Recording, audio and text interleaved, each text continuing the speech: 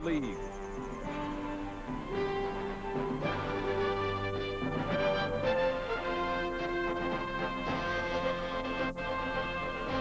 Today, from the Astrodome, it's the Cleveland Browns versus the Houston Oilers. Brought to you by Bud Light. Everything else is just a light. By STP, makers of STP oil treatment. We've got what it takes to perform. And by Mazda Cars and Trucks. The more you look, the more you like Mazda value. Welcome to the Astrodome for this matchup between AFC Central Division foes Houston and Cleveland. I'm Tom Hammond, joined by John Morris, who for 15 years was a center in the National Football League and today makes his debut with NBC. John, the two teams completed the preseason undefeated. A week ago, Cleveland, the defending AFC Central Division champion, went to Chicago, scored 31 points against the Bears in a losing cause. But today, really with their work cut out for them, Kevin Mack, their leading ground gainer, will not play. He will not play, and I think at this time last year, that might have been a disastrous blow for the Cleveland Browns.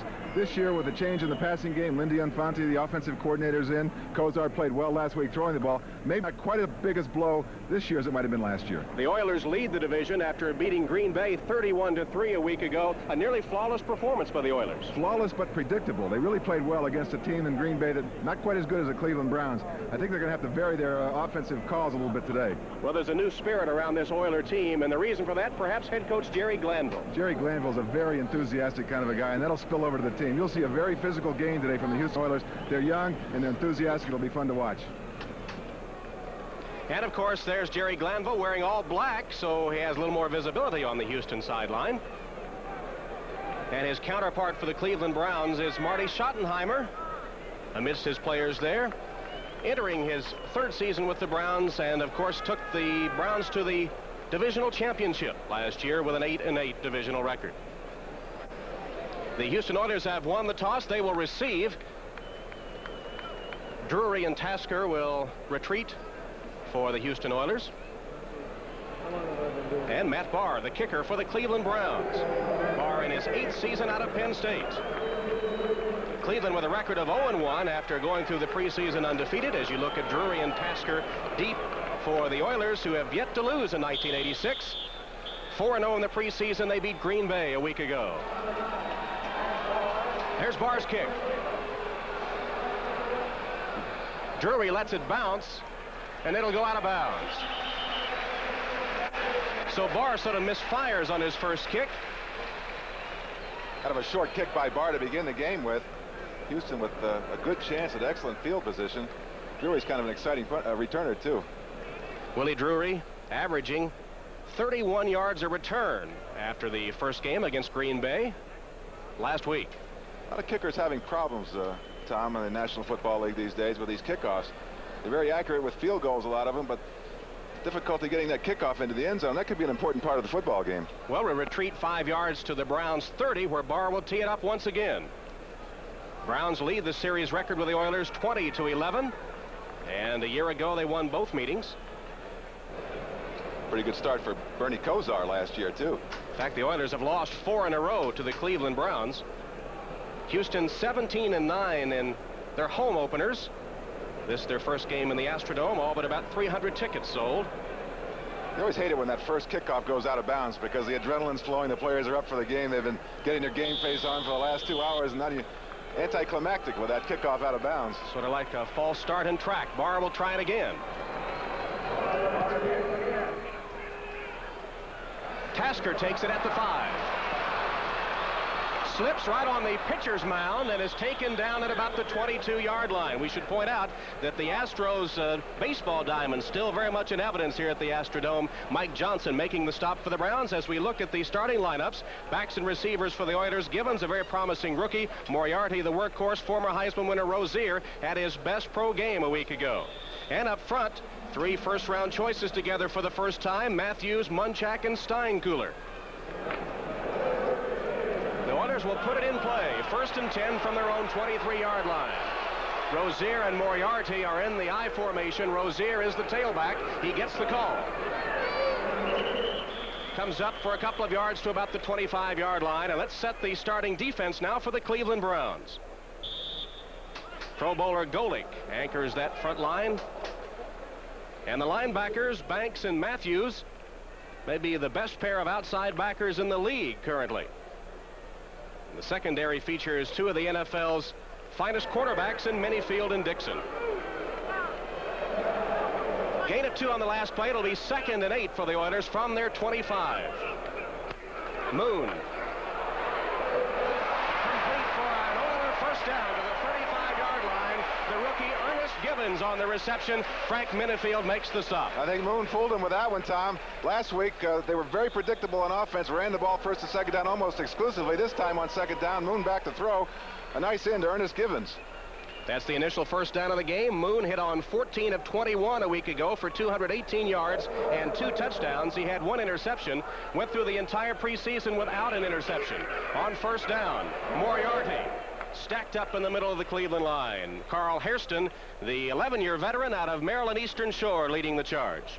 Houston likes to use those offensive linemen and go right at somebody. They like to drive it right down your throat. You're watching Mike Munchak on the left of your screen. He's looking for a linebacker. Initially, he looks at the nose tackle, reads off of that, and a nice block on the linebacker, but it's all man-on-man blocking with that Houston offensive line. Jerry Glanville likes that kind of football. The linemen like it too, Tom. Moriarty a week ago was the man who carried on first down almost exclusively. He got 3 yards there at 2nd and 7 from the Oiler 38. Moriarty is the fullback, Rozier the tailback. Pitch to Rozier. To the 40 and not much more.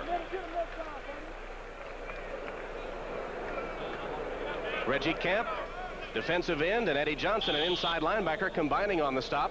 Ruth Matthews with a block to spring Rozier. He was a first-round draft choice in '83, and his brother Clay, of course, is a Cleveland linebacker.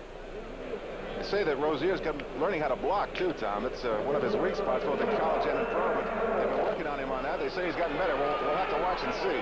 3rd and 4, the nickel defense in for Cleveland. Moon is in the shotgun. Willie Drewy has come in at a wide receiver for the Oilers.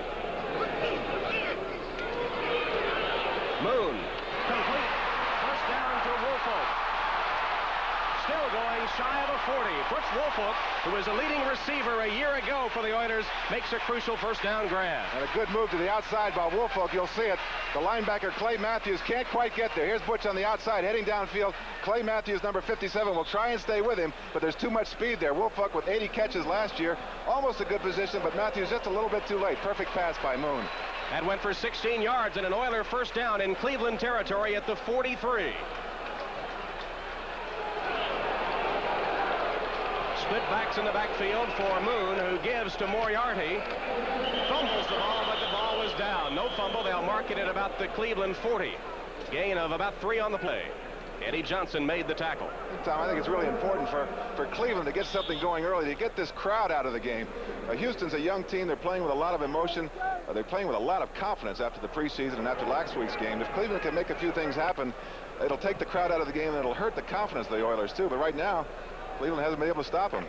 11 minutes to play in the first quarter. Houston has taken the opening kickoff and has advanced it to the Cleveland 37-yard line, 40-yard line, excuse me. This is Rozier. First down to the 25. Rozier reversing his field. Chris Watkins, the free safety, had to make the saving tackle. That was the draw play, and the offensive line. Here's Mike Munchak again going right after that linebacker. Anthony Griggs reacted to the play to the inside. Munchak got him down, a little help from his friends in there, and Rozier just cuts off of that block. Big first down for the Oilers. Front line of the Oilers doing the job. That went for 15 yards for Rozier, and Cleveland has been steadily advancing against the Houston onslaught here in the first quarter. Ball at the 25, first down Houston. Moriarty tripped up as soon as he got the football. Bob Golick was in there. Golick, the nose tackle. Like Reggie Camp might have been in there too, Tom, to initially trip him up. Camp was the man that tripped him up in the backfield. Camp, with 8.5 sacks a year ago, the 4-year veteran out of California. Gave him a yard on the play. It'll be 2nd and 9 for Houston. The ball spotted at the Brown 24-yard line. Rozier, the lone setback.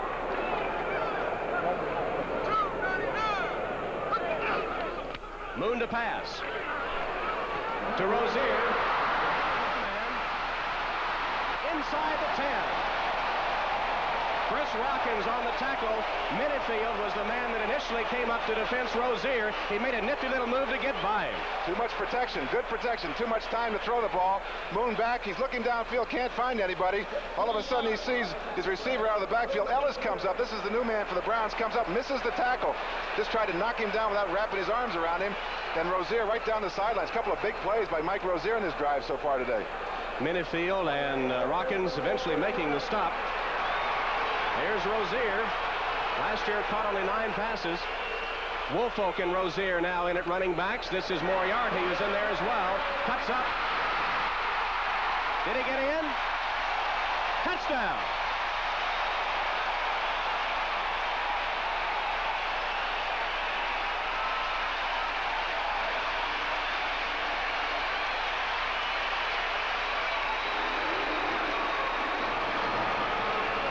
Drive by the Houston Oilers. Nice block out front here by Woolfolk. Everybody thinks he can just catch the ball. Look at this block out there. Stays up in the face of his man. Moriarty cuts back. Another block in front of him. Drives it into the end zone. What an impressive opening drive by the Houston Oilers. Mike Munchak out there leading interference too. He's done a great job on this opening Houston drive. Tony Zendejas in to attempt the extra point. He's 4 for 4 so far this season. The holder is Johnson. Zendejas splits the upright, and the Houston Oilers off the opening kickoff drive all the way down the field to take an early lead. 9 minutes 16 seconds remaining in the first quarter of play, and the Houston Oilers lead the Browns 7-0. Jerry Glanville on the right has seen his Houston Oilers drive down the field to take an early 7-0 lead on the Cleveland Browns. In time now for our NBC 10-minute ticker. Remember, on NBC, the NFL scores are just 10 minutes away. Here are all the early games. You can set the matchups for the day's NFL action and some early scores. Another AFC Central team, Cincinnati, playing at home, on the board early against the Bills. And in another 10 minutes, we'll update you on all the NFL action. It's an important series for the Cleveland Browns right now, Tom. I think it's important that they psychologically get something going. Houston made that one look awfully easy. Maybe it's not too early in the season to say that this is a critical game. The Browns really need a win, especially against the divisional rival Oilers. I think Cleveland needs to psychologically get something going on this drive. There's Lee Johnson, who will kick it off for the Houston Oilers. And deep for Cleveland is Gerald McNeil. McNeil only 5'7", but he led the USFL in kick returns, and he can really go a 4'4", 40 man. Did it right here in Houston, playing for the Gamblers. Sort of a homecoming for him. I'm sure he'd love to break one here. Now, there was a 5-yard penalty against Cleveland's Frank Minifield for roughing the kicker on the extra point. So they've advanced the ball to the 40, but just then Lee Johnson backed it up a couple of yards. I think he wants to get it off that dirt there. You see that, right? Is that second base?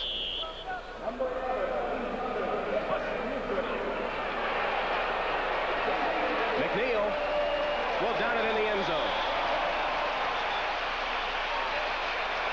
Bernie Kosar will bring his Cleveland offense onto the field. Kosar off his best game as a pro a week ago. Newsom, the finest receiving tight end in the NFL history. And with Mack out, Biner moves to fullback. Fontenot gets a start. And the offensive line, Bolden, the best athlete in that group up front for the Cleveland Browns. Former tight end. Found religion, now he's an offensive lineman. Spoken by a former center. 1st and 10 for the Browns, their first offensive possession. Biner and Fontenot are the running backs. The lone setback is Biner behind Bernie Kosar.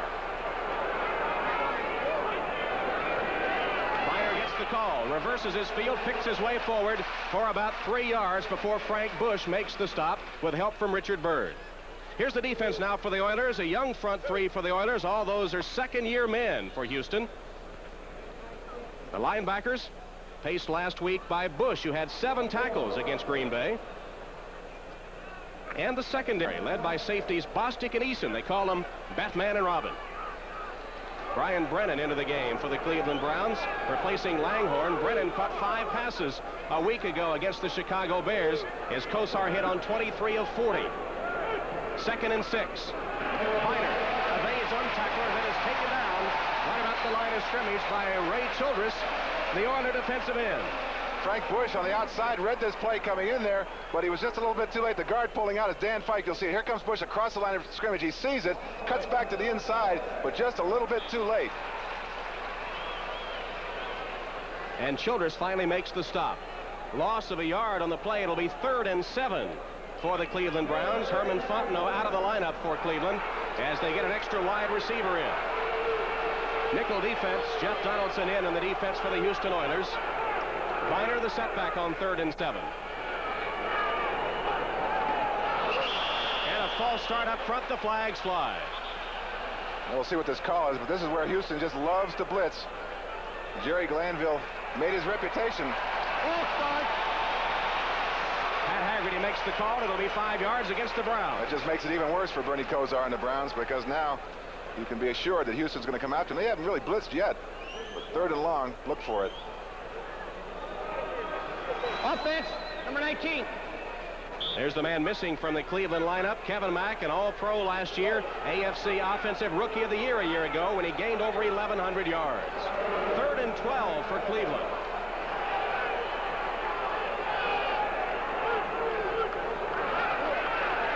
Kosar goes deep. He's got a man. Langhorne stopped inside the 30. Steve Brown just caught him by the heels, or Langhorne would have been gone. That's what happens on the blitz so many times.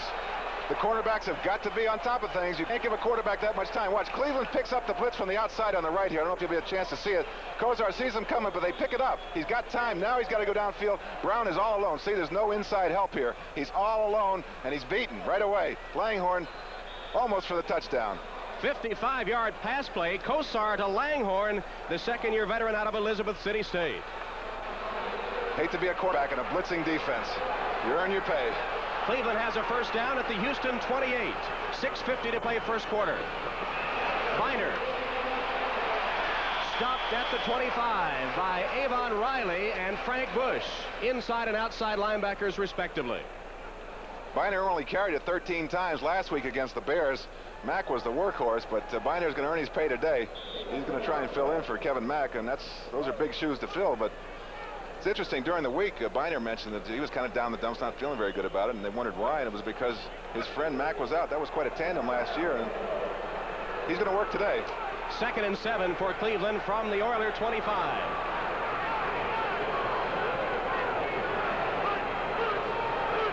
Long count by Kosar, pitches to Biner on the sweep.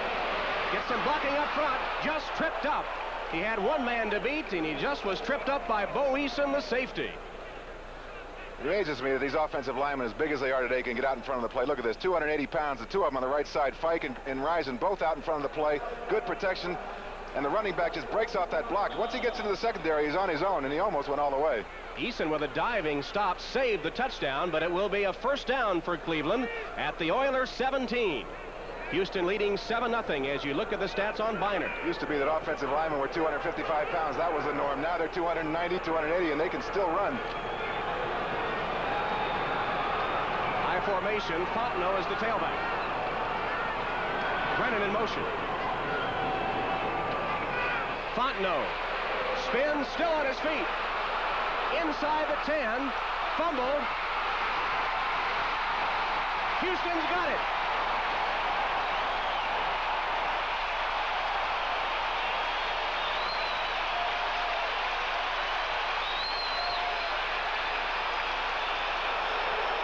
Huge break for the Houston Oilers. Bo Eason misses the tackle at the line of scrimmage. Fontenot looks like he's got a touchdown. As he cuts back, you'll see it right here. Eason comes up, misses the tackle right here. A lot of missed tackles by the Houston Oilers. He's spinning around. I don't know how the ball gets jarred loose. Here it is right there. Gets jarred loose. He's trying to hang on. Ball's flopping around on the ground. A huge break for the Houston Oilers. Patrick Allen, I believe, the man that knocked it loose, and Ray Childress finally falling on it for the Houston Oilers. Browns, of course, plagued by the fumbles a year ago. And looked like the Browns would be driving in to perhaps tie it up, but instead they fumbled, and Houston will take over on its own 3-yard line, leading 7-0 with 5 minutes, 10 seconds to play in the first quarter. We'll be back in a moment. And hope you'll join us next Saturday on NBC Sports as we continue to track the final weeks of the Major League Baseball season. The Red Sox and the Blue Jays, or the White Sox and the Angels, coming your way on NBC Sports. Big turnover by the Cleveland Browns. That can come back to haunt them later on in the game. Still too early to say it's a key play, but let's see what happens to the defense. Now the pressure's on Cleveland's defense. They've got to maintain field position, force Houston to punt. Jerry Glanville clad in black. They say it's easier for his players to spot him the sideline. First and 10 for the Oilers on their own 3-yard line. Rozier, not much there. No gain on the play as Rozier was stacked up at the line of scrimmage. Reggie Kemp leads the Cleveland charge. Now let's take a look at our NBC 10-minute ticker.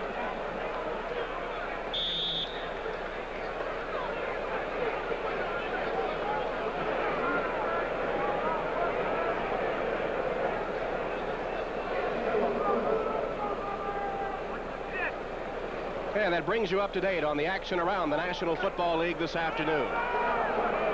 They gave Rozier 2 yards on the last play. It'll be 2nd and 8 from the Oiler 5. Moon to pass. The intended receiver, Drew Hill, slipped down, and the ball sails incomplete. The first pass Moon is missed on. He was 3 for 3 before that. Chris Watkins defending on the play for Cleveland. Gotta like the call, though, don't you? Play action in the end zone. Hill took it to the inside. Looked like he slipped on the first base spot there. It amazes me, Tom, that they don't fill in that baseball diamond here in the Astrodome. Well, they won't until the baseball season is over. And, of course, Houston's been a hot place for a sports fan the last few months, with the Rockets making it to the NBA Finals, the Astros leading the National League West, and Houston unbeaten in the preseason and in their first regular season outing. They'd like to follow in those footsteps, wouldn't they? 3rd down for the Oilers. Moon in his own end zone from the shotgun. Downfield, he's got a man, but the ball is out of bounds and incomplete. Ernest Gibbons, streaking down the right sideline, was all alone. Ellis, the safety, didn't pick him up right away, but the pass off the mark. Gibbons is an exciting rookie, though. We're going to hear a lot about him as this game goes along and as the season goes along. Actually, he's the receiver that Cleveland wanted to draft. They tried to move up in the draft to get him, couldn't get him. That time, Cleveland only rushed 4 players on that one. It kind of surprised me. Here's Lee Johnson, kicked only once against Green Bay for 40 yards. Straight up the middle, gets a few yards into Oiler territory before he's stopped by Jeff Donaldson down on the special teams with help from Johnny Meads. So Houston punts from deep in its own territory, and Cleveland will have a chance again. The Browns trail by 7. We're back at the Astrodome. When you signed on with NBC, did they tell you you'd be in the dark most of the time? We've lost our lights up here in the announce booth. Well, I'm used to that. A former offensive lineman, you spend your whole life in the dark, especially a center, so I can make that adjustment. Right now, of course, the defenses have been in the dark because both offenses have been able to move the ball. Houston went all the way down the field in his first possession to score a touchdown, and only the fumble prevented Cleveland from getting into the end zone. Browns have it at the 47 of Houston and a first down. Langhorne is in motion. Kosar on the handoff. Flags fly as Piner gets just shy of the 40. Well, you know what that call is. Bo Eason were hanging on for dear life. Not too much doubt about that call when the flag flies right in there. Good movement by Cleveland's offensive line, though. Here's Ernest Biner, the 3rd-year veteran out of East Carolina. Drafted by the Browns after a scout saw the films on him sort of by accident. Said, who is this guy? And they signed him up. Pat Haggerty leading the NFL officiating crew. Number 61, offense, 61. Mike Babb, the center, caught for holding. And I emphasize the caught with the rules today. You can expect John to be sympathetic to the centers all season long, by the way. Wish they had those rules when I was playing, Tom. I could have played 25 years. Cleveland penalized twice now for 15 yards. That sets them back to their own 43. It'll be 1st and 20. Curtis Dickey in the game for Cleveland, making his first appearance of the year. Didn't play in preseason with a hamstring injury. This is Dickey. Just shy of midfield, stopped by John Grimsley and Bo Eason. Grimsley in at an inside linebacker spot is one of the best Houston linebackers against the run. Dickey looked a little tentative on that one, didn't he, Tom? He looked like he was almost favoring that hamstring, which I suppose is natural, but if you're ready to play the game, you tell the coach you're ready to play, it's got to be full speed. Dickey, of course, from this area, played at Texas A&M, a 7-year veteran. He leaves the game right now. Fontenot is back in for the Cleveland Browns. 2 wide receivers to the left. Biner is the setback on 2nd and 15.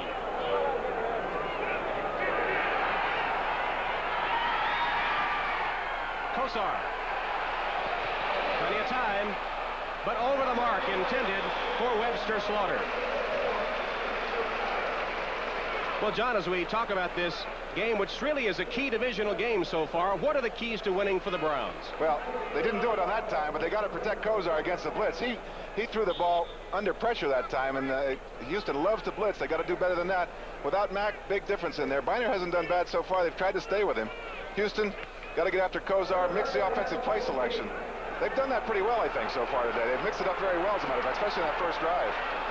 3rd and 15 for the Browns.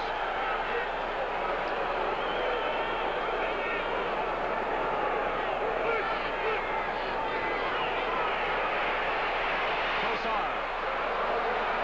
Intended for Slaughter, who had to turn around. He was expecting the ball on his outside. The pass came to the inside, and Patrick Allen right with him step for step on the coverage. Looked to me like Webster Slaughter had a chance on this one. Patrick Allen seemed to be beaten. You can see the blitz to the right of your screen. That really puts the pressure. Here comes Allen down on the bottom here, and Slaughter beats him right away. You can see he's got a step on him as he looks to the inside. Now he breaks it to the outside, and the ball was thrown to the post. The ball was thrown to the post, and the receiver ran a corner, and that makes it a little difficult to complete it. So Cleveland punts it away. Jeff Gossett. And the ball will be down inside the Houston 10-yard line. So Houston backed up as they will take the ball again as we come back. 2:40 to play first quarter. Houston leads.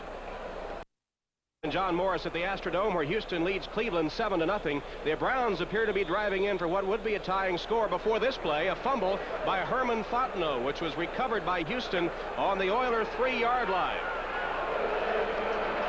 And so we have a 7-0 game with 2:40 to play in the first quarter. Houston a first down at its own 9. Rozier to the 10. Stopped after a gain of a yard, maybe 2. Now let's take a look again at our 10-minute ticker. Raiders continue to hold a field goal edge on Washington. A lot of field goals today. Not too often you see San Diego with a 0 next to them. Cincinnati continues to lead. Look what New Orleans is doing to Green Bay. It'll be a long year in Green Bay. 2nd and 8. Moon will go to the air, now rolls out away from pressure. Incomplete. Ball intended for Hill right at the 20-yard line. They chased Moon toward the sideline, and he unloaded it. He had unloaded because Chip Banks was in there in a hurry. I was talking about Rozier's blocking ability. Well, he went up against one of the best in Banks and hung in there pretty well for a while.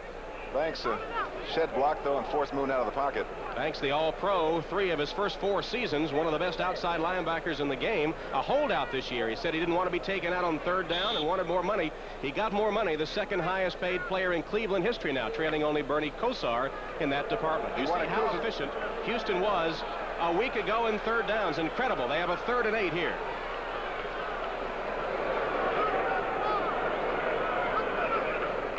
Moon from the shotgun. Flags down as Moon is sacked at the 5. Pretty good protection for a while there, but Moon back in the pocket can't find anybody. We'll see it again as the pressure comes from just 4 defensive linemen. It looks originally like he's got some time. When they run him by the quarterback, all of a sudden he can't find him, but now you see him step into the pocket. Now he's on his own. Down he goes, and down comes the flag at the same time.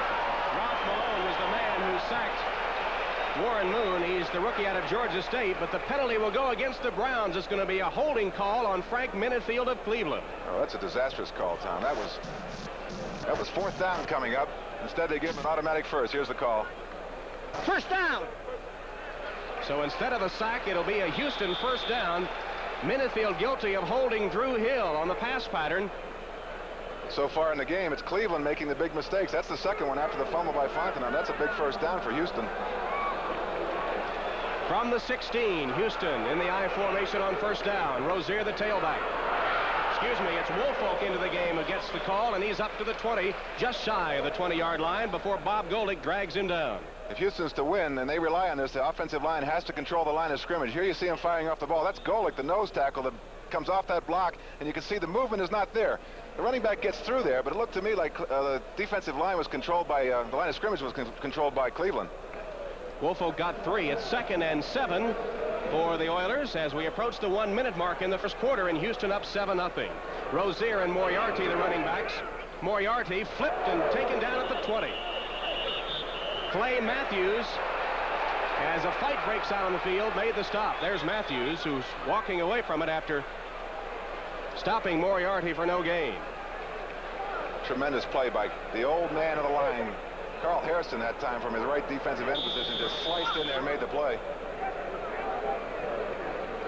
So it'll be third down again for the Houston Oilers, with the ball at the 20-yard line. 3rd and 6. 40 seconds to play in the first quarter as Moon calls his play. Here come the extra defensive backs, 4 down linemen. Malone and Clancy come in that front 4 for the Browns. Shotgun formation.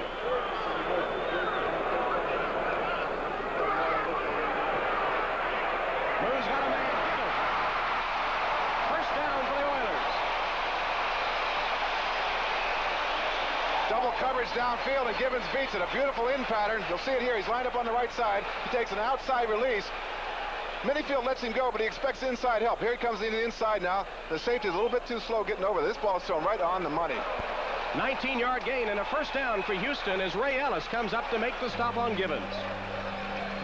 And that play will bring the first quarter to an end. We have played 1 quarter at the Astrodome in Houston, with the Oilers leading the Browns 7-0.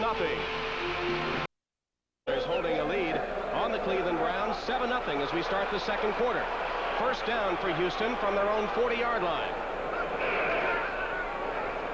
Here's Moriarty. Runs over one tackler to get a couple of yards on the play.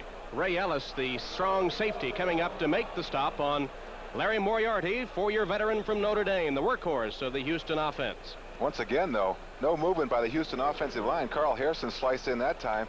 And right now, Houston is not winning the battle. That line of scrimmage, Cleveland is dominating. 2nd and 8 for the Oilers from the 42. The first touchdown credited to Mike Munchak, the offensive left guard, after Moriarty fumbled right at the goal line. Moon, man over the middle, complete, short of the first down to tight end Jamie Williams. Anthony Griggs takes him down for Cleveland, I believe shy of the first down. So you think it's fun playing nose tackle. Watch Golick here on the center. This happens on almost every play. Beats the center, somebody else there to pick him up. What a way to make a living. Moon just stands back there calmly, completes it. Golick's kind of become the spokesman for the nose tackles. Believe me, they need a spokesman. Somebody from Notre Dame, good articulate man, pretty good player too. Maybe the best in the league right now. On 3rd and 1, Dressel and Williams, 2 tight ends, in for Houston. Rozier dives ahead for the first down.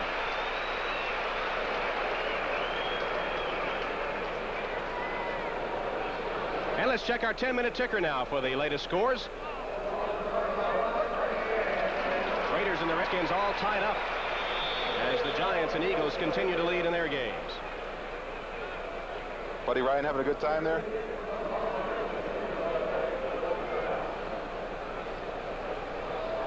As we check the progress of the games in play around the NFL.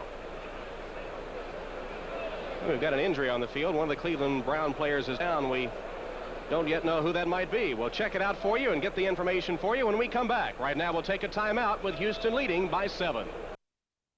Astrodome, the player shaken up was Carl Hairston, the 11-year veteran from Maryland Eastern Shore, the defensive captain of the Browns, but as you see, leaving the field under his own power, and he's tough. He's missed only 1 game in the past 10 years. Kind of the spiritual leader of that defense, too. The old man in that line. He's been playing well today, too. I think he'll be back shortly. The nose of the football just across midfield as Houston puts it into play on first down. Sam Clancy, 6'7", 260, in on the defensive line for Cleveland. Moriarty, as he almost always does, carries on first down with Eddie Johnson, the inside backer, making the stop after a gain of about 4 yards on the play. It's a good point you make, Tom, as he almost always does, and that's very predictable by Glanville in the offense. But Jerry Glanville's idea is, who cares? We don't care if you know what we're going to do. We're still going to take it at you. That time, pretty good job by the offensive line. There's Jerry Glanville on the sideline, dressed in black. He says it's so the players from the field can see him. I'm sure it's purely coincidental that the cameras can pick him up fairly easily, too. 2nd and 7. They gave Moriarty 3 yards in the last play in Cleveland territory. Moriarty again for the 2nd straight time bangs across the 45 down to the 44. Anthony Griggs, 5-year veteran from Ohio State, who had 6 tackles a week ago against the Bears with help from nose tackle Bob Golick, making the stop. The size of that Moriarty. I'd hate to be a nose tackle or a defensive linebacker in there when somebody like Moriarty's coming at you. 240 pounds, just like Earl Campbell. In fact, he took Earl Campbell's spot here. Marty Schottenheimer down on one knee in front of the Cleveland bench. His Browns trailing 7-0 with 12 minutes, 12 seconds to play in the first half. Fazuli and Malone in on the front for the Browns on a 3rd and 4 situation.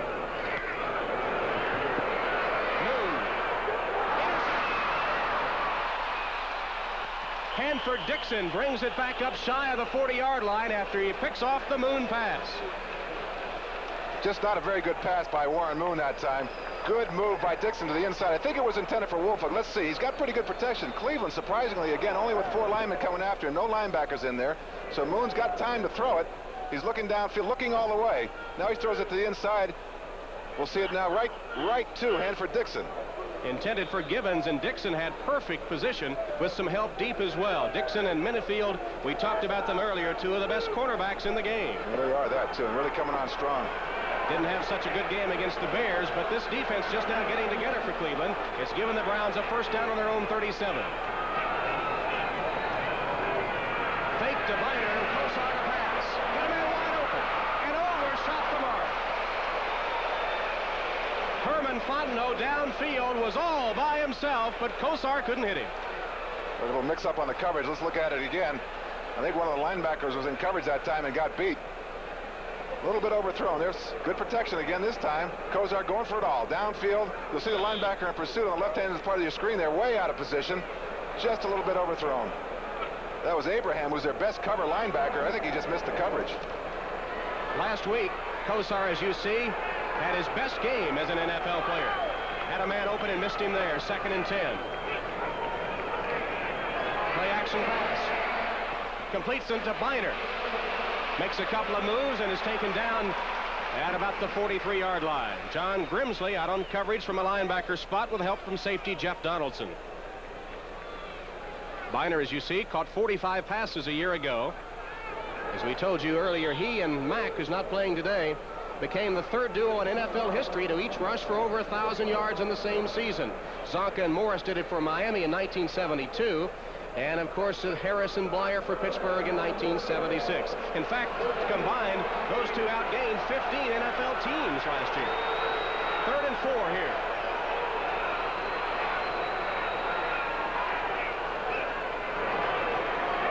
Kosar across the middle. It'll be close to the first down. Let's see where they mark it. Langhorne just on a slant in, caught the ball, then went down. Let's see where they mark it. Nice job, though, reading the blitz. Houston showed blitz that time, and I think Kosar knew it was coming and immediately took the look in for the first down. Here it is again. See, the safety backs off right there. Lide backs off. Well, he's looking over there to the quick in. He knows he's got one-on-one. There it is for the first down. So Langhorne makes the reception, and they do mark it for a Cleveland first down. Marty Schottenheimer's team was moving in the first quarter before a fumble at the 3 cost them possession and perhaps a touchdown. They trail 7-0 with 10.5 minutes to play in the first half. Ball at the Cleveland 48-yard line. Flags down. Kosar intended for Langhorne. It'll go incomplete. It was Fontenot, downfield. Incomplete with Steve Brown right there with him. Good coverage downfield by Steve Brown. Kosar is just a little bit off the mark. Maybe he threw that one away intentionally. It was good coverage. Was good coverage by Houston that time as Fontenot went right down the right sideline. This one will hurt Cleveland. Again, a mistake at a crucial time.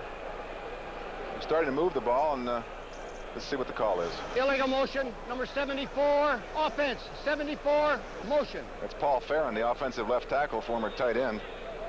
Oh, no, he's not the former tight end. His friend next to him is. Paul Farron's from Boston University.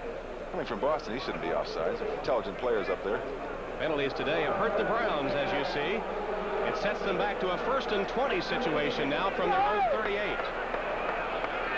Biner, the setback behind Bernie Kosar. Give it to him. Good run by Biner. He didn't have much there. Hit right at the line of scrimmage, but stumbles forward to midfield before Jeff Donaldson covers him. Good job by Biner. Really almost individual effort here. We'll see it now. Nothing fancy about it. Just saying to the offensive line, move those guys off the ball. Biner makes a quick move to the outside. No, he really is an exciting back. Max the power back. Biner is the more the receiving back, but he's going to have to carry the load today, and good extra effort there. 2nd and 8 for the Cleveland Browns. Biner has carried for 20 yards today, as you see.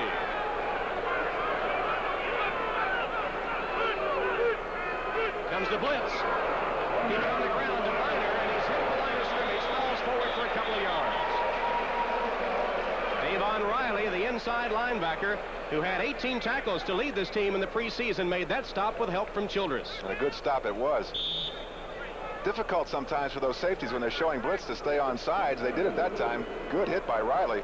6'3", 240 pounds. He can deliver a blow. That's Floyd Reese right next to him, the linebacker coach for the Oilers.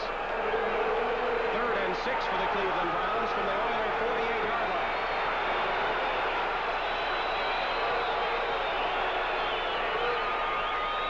Langhorne in motion.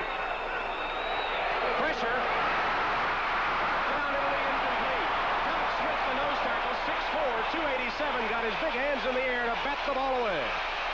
Kind of thing that'll drive a quarterback crazy. Had his man open, and I think Doug Smith was in a stunt, so that took him to the outside. Let's see if we can see it. There he is on the top of your screen going to the outside. He's got no chance, and he just does what he's coached to do. Jumps up in the air. Look at that man get up. 6'4", 290. He was off the ground. Nice play. Punting situation for the Cleveland Browns. Jeff Gossett in to kick. Willie Drury is deep for the Oilers. Gossett's kick will sail into the end zone. So on the touchback, the Oilers will put it in play from their own 20-yard line when we come back with 8 minutes, 37 seconds to play in the first half from the Astrodome, with the Oilers leading the Browns 7-0. The Oilers continue to lead the Browns 7-0, and John, the penalties and the fumbles have been Cleveland's undoing so Cleveland's far. made the big mistakes, but not too much of a surprise, I don't think, as far as the defensive struggle is concerned. Both teams like to play defense, about as close as we thought it might be. 8 minutes, 37 seconds to play in the first half. Houston scored off the opening kickoff, and that's the difference in the game so far. 7-0 Oilers, who put the ball in play first down from their own 20.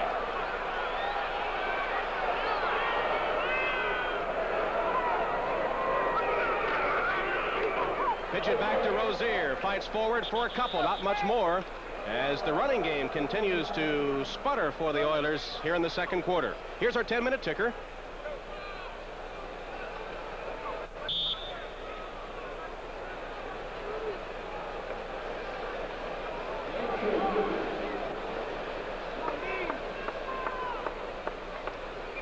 And after a gain of 2, the Oilers come out with a 2nd and 8 situation. The ball spotted at their own 22-yard line. Warren Moon on the first drive, perfect in his first 3 attempts, has struggled since then. Left it to Rozier. Taken down at about the 26-yard line. It'll bring up a 3rd down for the Oilers. Ray Ellis, one of the safeties. Rozier was just the outlet man that time. Moon just swung it out there. Good protection by the Houston offensive line. They've done a good job throughout this game. Rozier, as you saw, the Heisman winner in 1983 when he was with Nebraska. He gained 2,148 yards as a senior with the Cornhuskers, which was 2nd in NCAA history. Only Marcus Allen gained more in a single season. 3rd and 3 for the Oilers. Swing it to the other side of Rozier, and here he goes. First down, taken out of bounds just shy of midfield. Chris Watkins knocked him out, but it's an Oiler first down. Rozier's too good a player to leave him alone out there, and that's what the Browns are doing again out of the backfield. And Rozier showing the speed. Here he comes to the left of your screen. Moon's looking downfield, sees him over there. Look at nobody in a white jersey anywhere near him. He just takes off downfield. The closest man is the linebacker right there, Eddie Johnson. And Rozier doesn't look for the sideline either, does he, Tom? He just lowered that shoulder. And he got 22 yards out of it. On the 49, Houston has a first down. Moriarty cuts up, maybe the line of scrimmage. Bob Golick made the stop for the Cleveland Browns. Take a look at Mike Munchak again, left guard in there. Nice position block that time. Can't use the power, so he uses the position. A lot of people think that Mike Munchak just might be the heir to John Hanna as the top offensive lineman in the league. He is really a player. And, of course, the first-round pick in 1982 has a touchdown to his credit today. Officially, they give him the touchdown after Moriarty fumbled at the line of scrimmage. No gain, 2nd and 10 for the Oilers.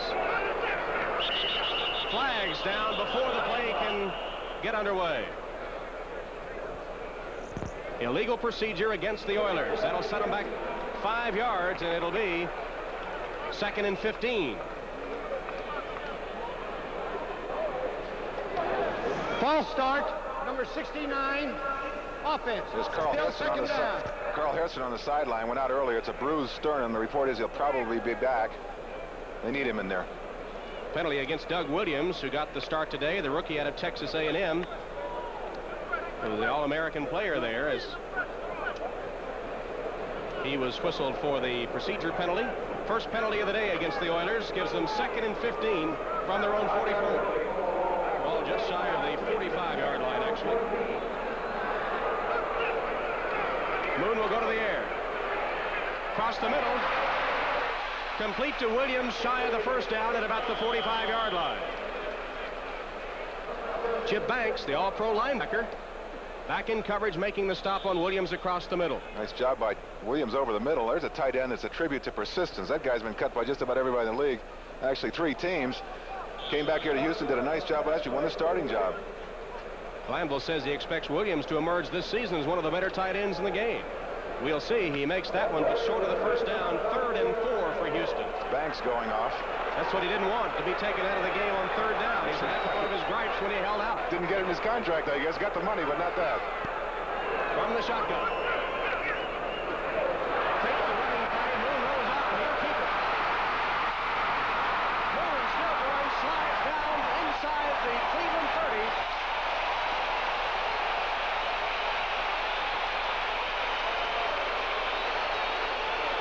Beautiful call by Warren Moon. That play was set up earlier. He fakes it to Pickett.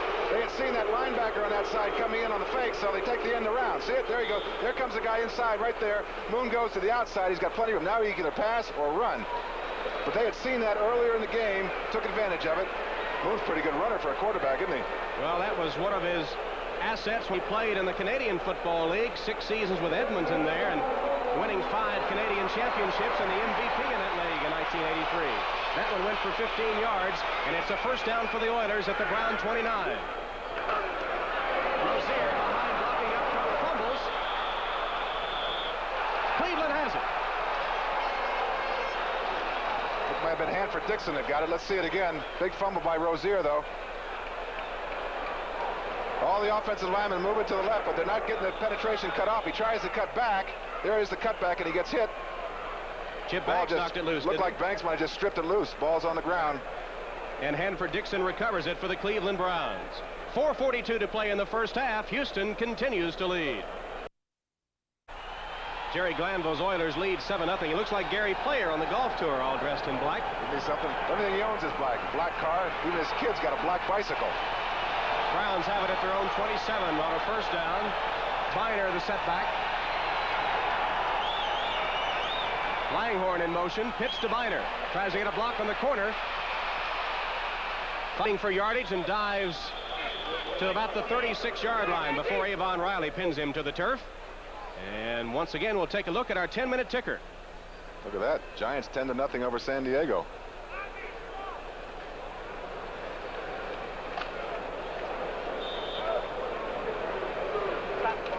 A long season for Green Bay, I'm afraid, don't you, Tom? They lost 31-3 a week ago against these Houston Oilers.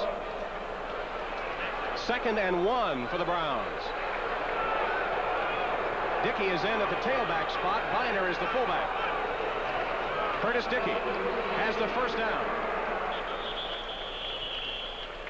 Now let's pause briefly for station identification. This is the NBC Television Network. WKYC TV3, Cleveland. Tom Hammond and John Morris, the Astrodome in Houston, where the Houston Oilers lead the Cleveland Browns 7-0 with 3.5 minutes to play in the first half. This second quarter has been a game of mistakes and turnovers. Penalties and turnovers have hampered both teams as they drive up and down the field. Right now, Cleveland with a first down from its own 38-yard line. Pitch to Biner. In trouble and hit shy of the 40-yard line. Keith Bostic up quickly from a strong safety spot to force the play, taking Biner down. Remember, the Cleveland Browns playing without Kevin Mack, the All-Pro a year ago who gained 1,100 yards, injured shoulder, and not even dressed today. Biner's trying to fill the load. They got him at the main running back position. Certainly capable that time. Good pursuit by the linebackers in Houston, and no place to go. Give Biner a yard, make it 2nd and 9 from the 39. 32 yards on 8 carries for Biner so far today. Dickey and Biner, the split backs. Harry Holt and Ozzie Newsome, 2 tight ends in the game. Dickey again.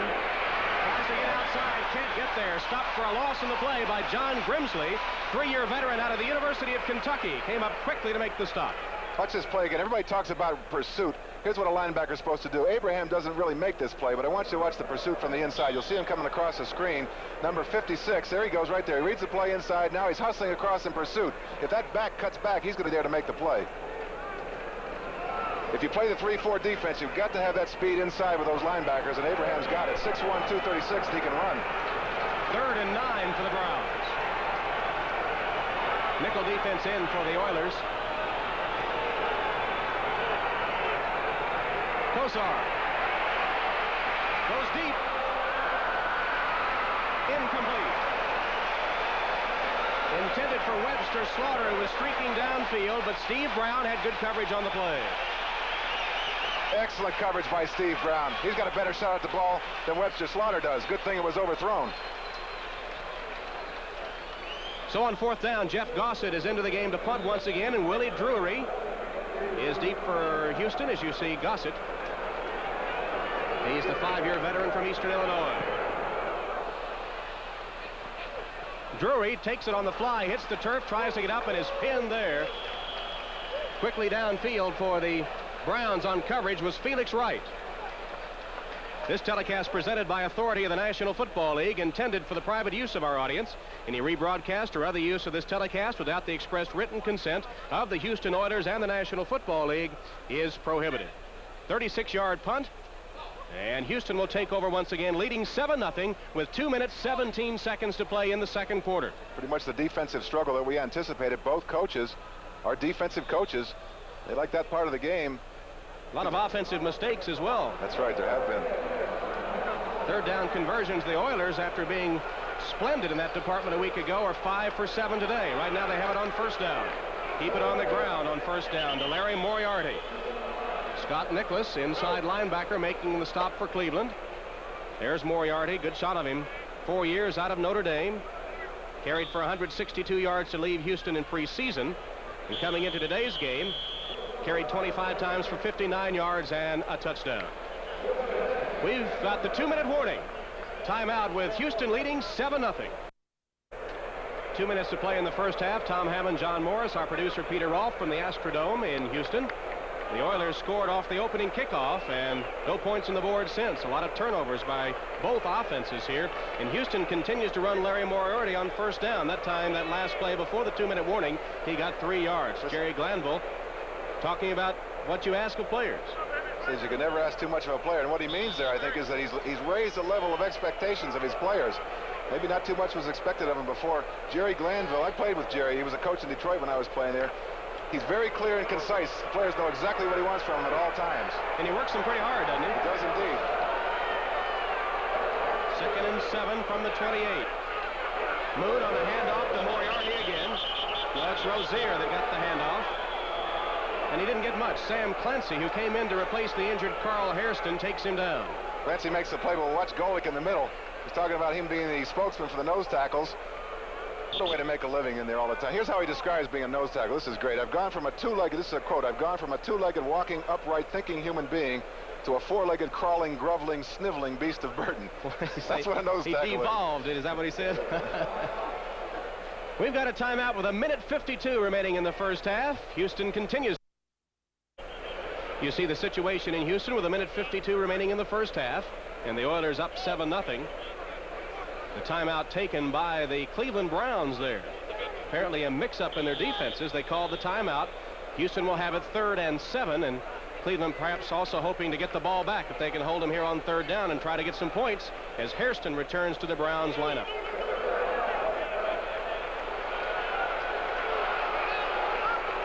From the shotgun.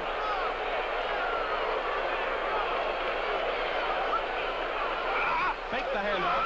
Moon's in trouble. He'll keep it. And stops short of the first down, up to about the 32-yard line, and Cleveland quickly stops the clock with another timeout.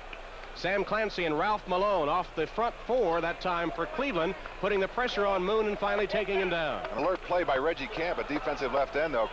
Moon tried that end around again, tried to fake it and get to the outside. It was successful the last time. Camp was ready for it that time. Cleveland alertly calls a timeout. They've got a chance to score before the half. They have one timeout remaining and 1:44 showing on the clock. Lee Johnson will come in to punt for the Houston Oilers, and McNeil will be deep for the Cleveland Browns. Here's the punting situation for Lee Johnson today. He needs a good one here. There's McNeil, a refugee from the USFL, but an exciting kick returner. Cleveland could use one right here. Field position becomes very important. 1:44 left to go in the first half. McNeil is an exciting player. He hasn't broken one. He might before it's over with. Marty Schottenheimer pacing the sideline and gives us a chance to look at our NBC 10-minute ticker.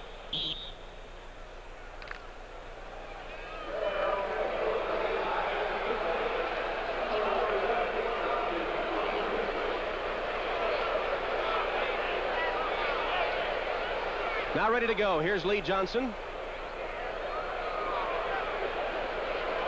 Standing at about his own 17-yard line, and McNeil on the Cleveland 25. Barefooted, left-footed kicker Johnson. McNeil takes it on the fly. And out of bounds at about the 45-yard line. So Cleveland has pretty good field position for the final 1:35 of the first half. Bush and Donaldson on special teams making the tackle for Houston. Hope you'll stay with us at halftime. Coming up on NFL 86, Bob Costas, Ahmad Rashad, Paul McGuire, and Frank DeFord with all the scores and highlights and special features for you. That's coming up at halftime on NFL 86. Cleveland's only got one timeout left. That was a 33-yard kick. McNeil brought it back 11 yards, so from the 46, Cleveland has a first down. Oilers up 7-0. Kosar across the middle. Complete right at the first down marker. Ozzie Newsome making the catch. That's the 100th straight game that Newsome has made a reception. Robert Abraham, the linebacker, in coverage. It's a yard short of the first down. 2nd and 1. Clock ticks down to 1:15. Again across the middle, and again complete to Newsome, and again it'll be a first down, but the clock continues to roll. They're throwing across the middle, and it forces them to take their final timeout. Well, he has to throw it over the middle because Houston knows they look to the outside, so they're protecting the outside. He goes to the middle to Ozzie Newsome. That's almost a sure thing when you throw it to Ozzie, but you're right. Caused them to use up their last timeout. And that really puts a strain on him now with 1 minute and 6 seconds left. He's got to throw to the sideline, either that or go into the end zone on 3 plays. Good time to talk here about Lindy Infante, who is the new offensive coordinator for the Cleveland Browns. Of course, he led the Cincinnati Bengals to the Super Bowl as their offensive coordinator in 1982. Has he changed this Cleveland offense? Oh, he really has. He's put a passing game into it. If you might recall, Kosar at the end of last year had a couple of public comments about the lack of a passing game. And Lindy Infante, you would see him there just on the left as the Kosar goes back onto the field, has really got a balanced attack into this Cleveland offense. Makes some sense. Kosar's got the potential to be one of the best quarterbacks in the game. Let's use him. They don't talk about his mobility, but he was sacked only once a week ago against Chicago Bears with that fearsome defense, and he seems to have a knack of evading the rush, evading the sack, and getting rid of the ball. I think that mobility business, Tom, is really overrated. When you're 6'5" and you got the arm that he does, you don't have to be able to run the ball that much. And people overlook the fact, too, I think, that he's only 22 years old. He would have been a senior at Miami had he stayed in school. Instead, he is in his 2nd year as a pro quarterback. Made his first NFL start against the Houston Oilers last year, as a matter of fact, and threw his first touchdown pass against this Houston team. 4 of his 8 touchdown passes were against Houston, as a matter of fact. From the 35-yard line, Cleveland has a first down. That last time out, by the way, was taken by the Oilers, so Cleveland has one left. Across the middle, it'll be almost intercepted. Flags down as the ball was tipped but fell incomplete. Intended for Langhorne. Ball tipped away. Here's the call. Personal foul. Roughing the pass. 25, he said. That's Keith Plastic. He was on the blitz from the outside. Looked to me like he tried to avoid the quarterback. He sure made him throw it faster than he wanted to. I promise you that. So that'll put the ball way down into Houston territory and give Cleveland a first down at the Oiler 20-yard line, and 1:02 remaining. Remember now, Cleveland does have a timeout remaining. That last timeout was taken by Houston as they had a mix-up in their defense. That's a costly penalty by Houston, too. Cleveland's going to have to stop the clock, though, if they, well, they've got a timeout left.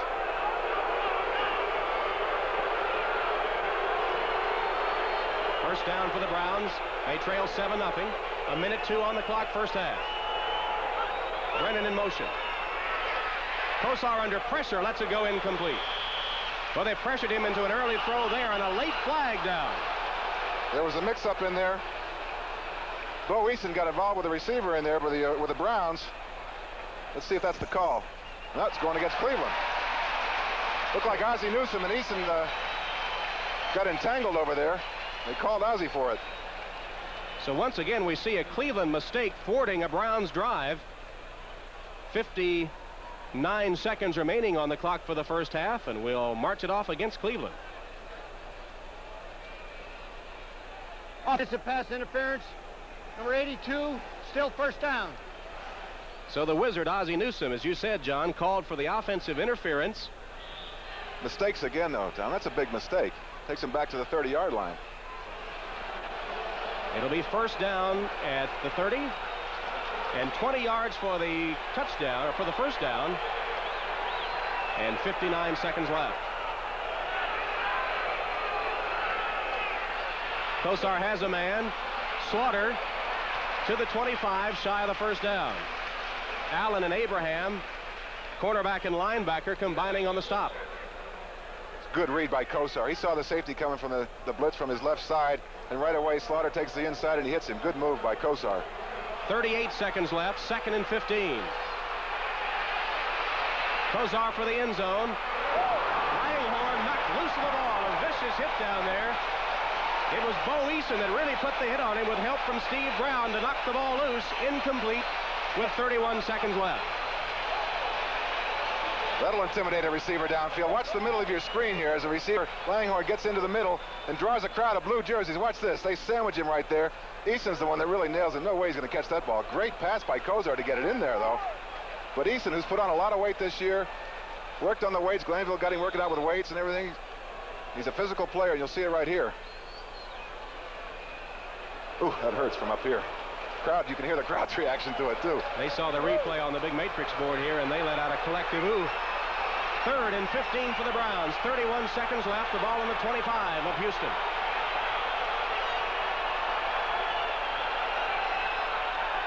Everybody coming. Complete.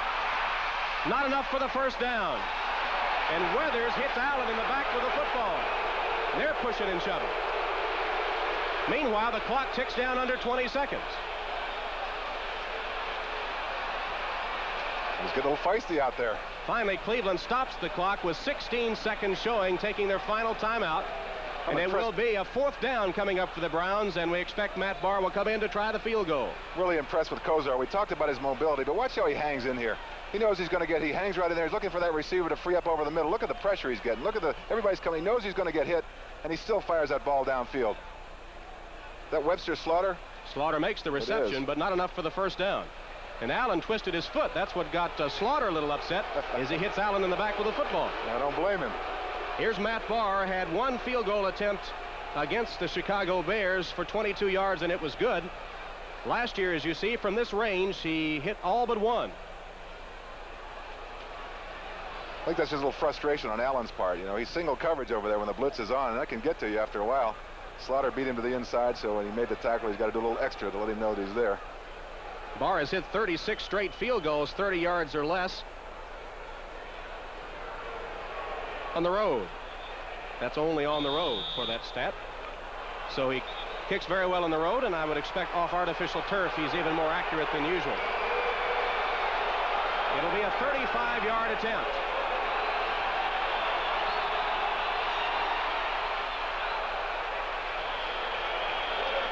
Matt Barr puts the Cleveland Browns on the scoreboard as Barr kicks a 35-yard field goal with 12 seconds showing on the clock to narrow the Houston lead to 7-3.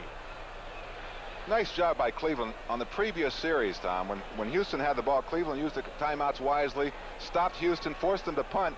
Cleveland got the ball with, what was it, a minute, 52 seconds, something like that left to go, with pretty good field position thanks to a nice run back by McNeil. Not only was it a good run back, but he got it out of bounds.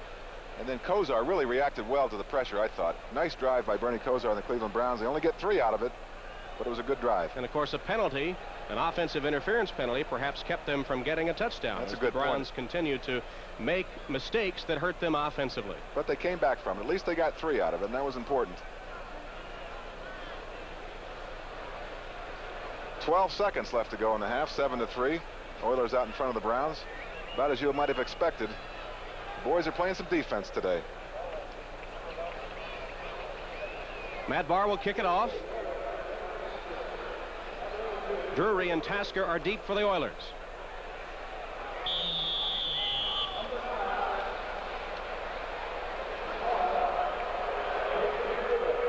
Squib kick on the ground, taken by one of the up men. Coming to the 40, it was Avon Riley that made the grab as the ball skidded along the turf. And with 9 seconds to go, we'll put it in play. Harry Holt made the stop for Cleveland. What do you think will happen here, Tom? Think they'll go for it? Just run the clock out. Well, on first down, they always run Moriarty. That's right. If I had to make a wager, that was what I'd bet on, no matter what the situation. Although the only time against Green Bay that they didn't run on first down a week ago was with 40 seconds left in the half. That's right. With 9 seconds left here, maybe they will put it in. Maybe they will. Someday they're going to use a play action on first down to Moriarty and throw for a touchdown. It's got to happen sooner or later. I don't think it'll be here, but let's see. They might just go for it all right here. Butch Woolfolk, who is the key receiver, the leading receiver for the Oilers a year ago, is in the lineup. And we've got Givens, the rookie, wide to the left with Drew Hill in the slot over there on that side.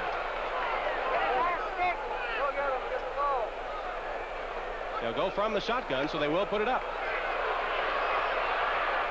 Completes it short. This is Alan Pinkett, the rookie from Notre Dame, who takes it down to the 45-yard line as time runs out. So Houston on first down with time running out on the half does put it in the air. They complete it to Alan Pinkett, the rookie from Notre Dame. And he goes into Cleveland territory as the gun sounds to win the first half. Houston took the opening kickoff. They took it down the field for a touchdown. Then mistakes took over, and both offensive units have been plagued with turnovers and penalties. Cleveland getting a field goal in its last possession before halftime. And, John, it's 7-3 at intermission. There have been a lot of mistakes, Tom, and fumbles and things like that, but a lot of times mistakes are caused by good, hard-hitting defense, and I think that's really the case here.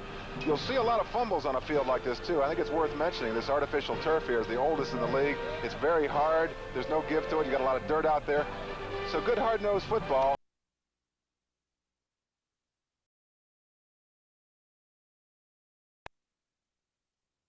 Weiser will make a contribution to the United Way on behalf of today's MVP. Tom, I don't know whether either coach can change his philosophy at halftime. Neither one of them is very good at that. They tend to believe in staying with what the game plan was and just execute it, and everything's going to be fine. So they'll probably stay with a ground game. That's what supposedly has gotten both teams where they are. But I think sooner or later they're going to have to put the ball up. It'd be interesting to see whether they decide to do that or not. And our keys to the game, as we review them now at halftime, we said that Cleveland, in order to win the game, would have to protect Kosar against the Houston blitz. Well, they've done that. They just haven't thrown it very well. They haven't completed that many. No, they haven't run effectively without Mack. One of the reasons Cleveland is on short into the score, 7-3 as we start the second half. Houston's Lee Johnson kicks off. McNeil in his own end zone comes out to field it at the 3. Across the 20, the 30, and taken down at about the 30-yard line where the Browns will have a first down. Jeff Parks, a reserve tight end, playing on the special teams for the Oilers, streaking downfield to stop the little 5'7" McNeil.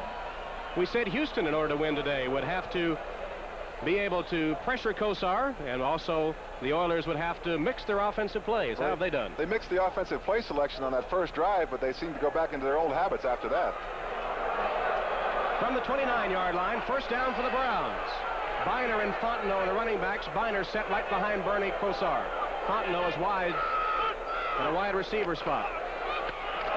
Biner line of scrimmage back at about the 26. Frank Bush, the outside linebacker, coming strongly to make the stop. Good penetration by Frank Bush across the line of scrimmage. He's an outside linebacker, extremely quick. Normally the outside linebackers in the NFL today are a lot bigger than that. He's listed at 6'1", 228. Most of them go about 6'4", 6'5", 250. But you know what, Tom? I still think the best athletes on the field today in the National Football League today was outside linebackers. They've got to do a lot of things out there. They've got to be able to rush the passer, get back in coverage, and they got to be fast too. Loss of 2, 2nd and 12 for the Browns.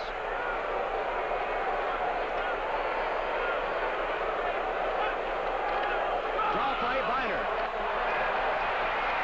Got a couple of yards, no more. Jeff Donaldson, the safety, and outside linebacker Frank Bush again, not fooled by the draw. Let's update you now on NFL scores. Here's the NBC 10-minute ticker. Look at Buddy Ryan's Eagle team leading the Bears in Chicago at halftime. Wouldn't you love to hear Buddy's quotes at halftime in there?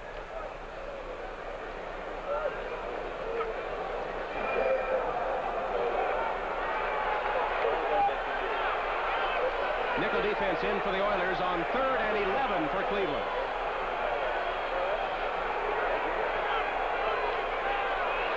Kosar.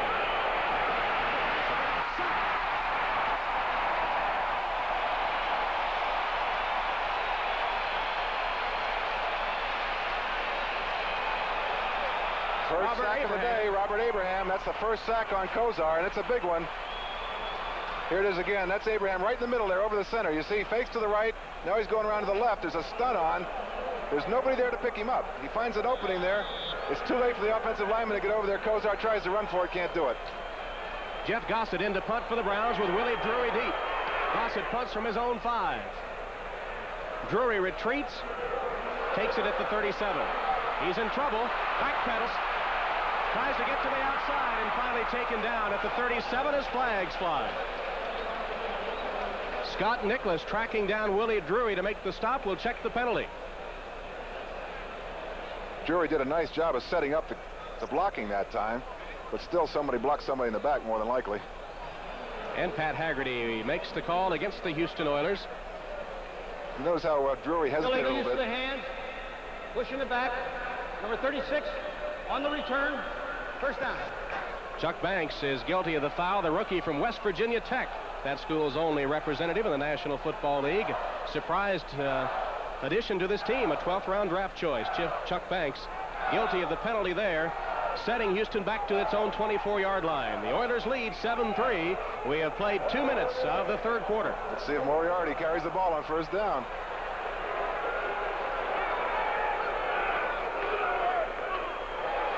Instead, it's Mike Rozier. Maybe they should go back to Moriarty. They had some success with that. Nice play by Chip Banks. Banks, who admittedly was a little rusty a week ago, makes the stop here. Let's see if we'll see him. It's a little crossback. They fake it to Moriarty, and look at the inside linebacker goes for that fake. All of a sudden, they come back the other way. Good play by Chip Banks, though. He was the only one out there. Might have been a big play without him. He wasn't fooled at all by the fake to Moriarty, who had carried on virtually every first down for Houston, with only a couple of exceptions in the first 2 games. 2nd and 12. Complete to Rozier out of the backfield to the 25 and out of bounds. Hanford Dixon chases the former Heisman winner out of bounds after a short gain. All that tells you is excellent coverage downfield. Anytime Rozier catches that little pass out of there, there's nobody open downfield.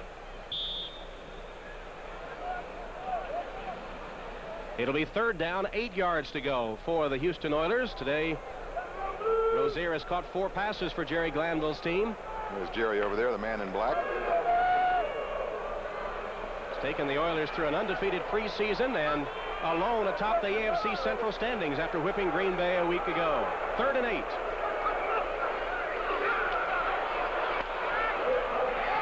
Woolfolk couldn't get it. Did it hit the defensive man, Chris Rockins, in the back? I think it did. I think it might hit him on his arm. Let's see it again. Excellent single coverage by the Cleveland Browns that time. Let's watch it again. Rockins is back in coverage. I think it hits him on the arm. We'll see. But again, Cleveland with 4 men rushing. There's a good holding call right there. That's not called. Here comes the pass, and there's Rockins with his back to you. I think it hits him right in the back. All right. Good coverage. Right on the numbers. They say hit him on the numbers. That one got the defensive player in the numbers. That's right. Right doing the numbers. Lee Johnson averaging 42 yards on his kicks today. McNeil standing on his own 30 to receive the punt.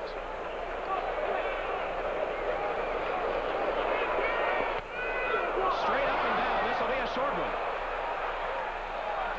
Let's see where they mark it. It'll be a very short kick. Cleveland will have great field position. They'll try to mark off the angle and spot the ball, and they're going to spot it in Houston territory at about the 43-yard line of the Oilers. So Cleveland with great field position. When we come back, the Browns trail. In Houston, where the Oilers lead the Cleveland Browns 7-3 with 12 minutes 13 seconds to play in the third quarter. We've just seen an 18-yard punt off the bare foot of Lee Johnson of Houston, and Cleveland with a first down at the Oiler 44-yard line. And the Oilers have not given up a touchdown all season yet. Cleveland looking to go in here if they can get this drive going. Kosar to the air, complete to Fontenot, who is upset at about the 43, maybe got a yard in the play. Steve Brown, the cornerback, who had 6 tackles a week ago, makes a good one here. Watch Robert Lyles, the outside linebacker. He comes in this time, gets cut right down. They throw it right over him. And here comes the alley-oop. Fontenot pays the price. Good shot. That's how you're supposed to tackle in the open field. Would you give him about a 9.6 on that dive? Well, they say there's no 10, but I might give him one on that one. At a yard, it is 2nd and 9 for the Cleveland Browns. Fontenot, the tailback. Biner is the fullback in the eye. Play-action pass. Kosar in trouble. Dumps it off incomplete. Intended for Fontenot. Robert Lyles applying the pressure on Kosar. At that time, the young quarterback, only 22 years old, didn't react too well. He just had too much pressure to find his receiver. Looked like he might have had a couple open. He had some open, but, you know, he still managed to get away from Lyles. Everybody says he hasn't got the mobility. I suppose there's 2 things a quarterback has to do. One, he got away from him, but he didn't complete the pass. You got to do that, too.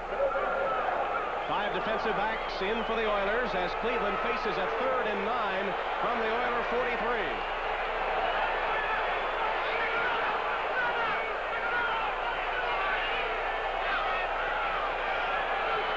Long count by Kosar.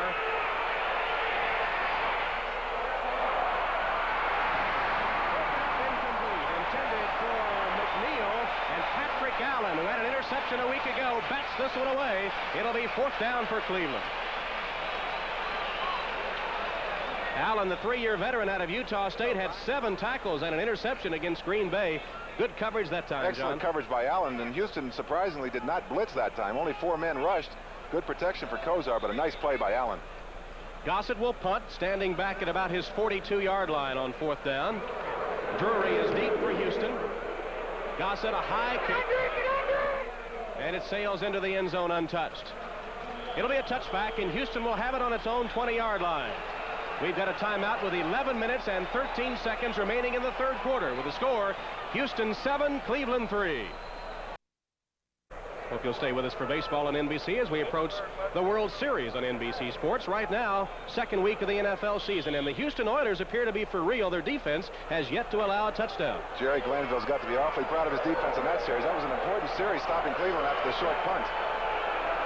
Oilers take over at their 20 with a first down. Just over 11 minutes remaining in the third quarter. Houston up 7-3. Rozier gets to the outside. Cuts up for a gain of about 5 yards on the play. Let's watch Golick in the middle this time on the as the replay comes up, Tom. You think playing nose tackle is a lot of fun? I don't think anybody does, but Golick has to be in pursuit, too. Here he's trying to fight off the center. He knows the play's going wide. Really no chance that he's going to get it, and he knows there's no chance, but at least he's hustling over there in case there's a cutback, and that's the job he's supposed to do. Ray Ellis, the strong safety, made the stop on Rozier, who picked up 5. It's 2nd and 5 for Houston. The Oilers have not scored since they received the opening kickoff of the game. Flags down. They blow the play dead before it actually gets underway. Looked like we had premature movement on the Cleveland defensive line.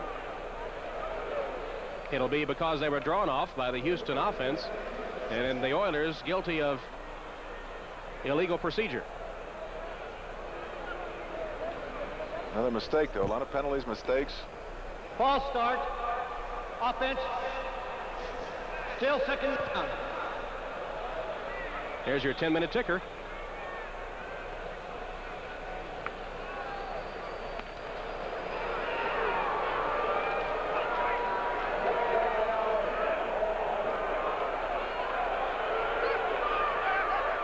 Again, we have premature movement.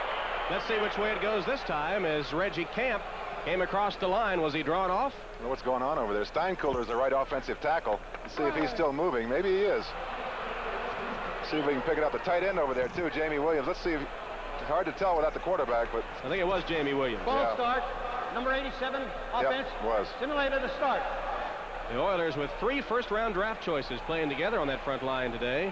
Matthews, Munchak, and Steinkuhler. It's the first time in a long time they've all been together. Steinkuhler was great things were expected of him. Maybe it'll still happen, but it's taken him a long time to come back from a severe knee injury. What a player he was at Nebraska, though. 2 consecutive procedure penalties at 2nd and 15 for the Oilers from their own 15-yard line.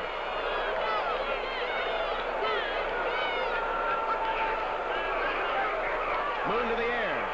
Has a man.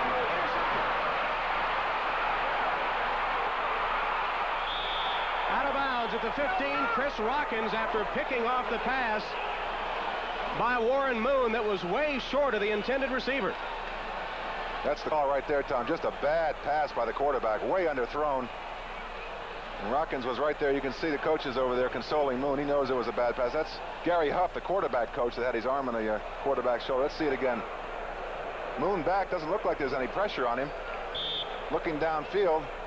No, nobody's near him. He just underthrew it. There's Rockins right there in the middle of your picture. He just comes over and says, hey, thanks. Drew Hill had a step on his man, but the pass about 10 yards short. Cleveland has it at the 16. Their first down.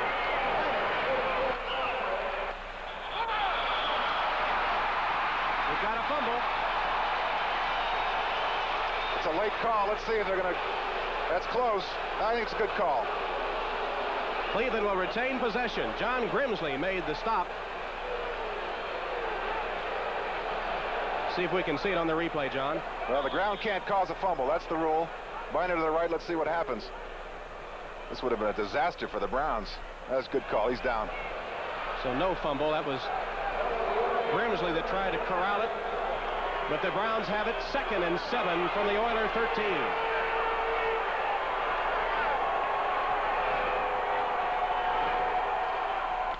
Biner inside the 10, down to about the 7-yard line. Frank Bush stacks him up at that point, with Keith Bostic coming up from that strong safety spot to assist on the tackle. Really an important series for the Cleveland Browns right now. They had a chance earlier in the second half after a short punt. Good field position. Couldn't get anything out of it. Now they've been given even better field position. If Houston stops them right now, Tom, it's a tremendous psychological lift for the Oilers. Saw Brian Brennan bringing the play in from the sidelines. They shuttle the plays in with wide receivers. 3rd and 2 from the 8.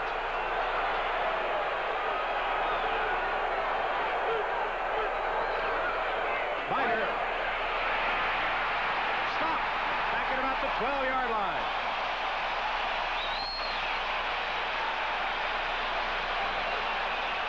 Keith Bostic, the strong safety, coming up to make the stop, and there's John Grimsley again assisting. What a big play. Team defense here. Let's watch as they try to go left. They only need a couple of yards. The line of scrimmage is controlled. Look at the linebackers coming across. 59-25 is Bostic. He's right. Watch out for the face mask. He got away with it, but a big play. Very big play for the Houston Oilers. And Matt Barr is on to attempt another field goal. He hit one just before halftime for the Browns' only point so far. This one about 30 yards.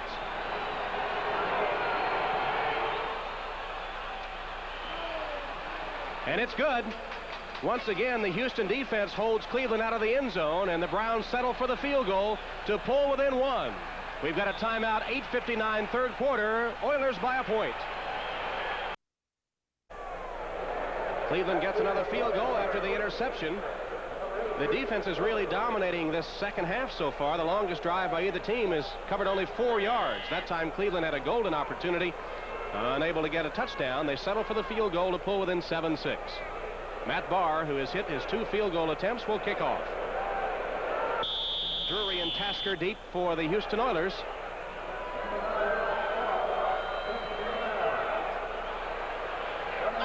This will be Drury in the end zone. 2 yards deep, he'll come out. Evades a tackler at the 10 and taken down at the 15-yard line. Not a good decision.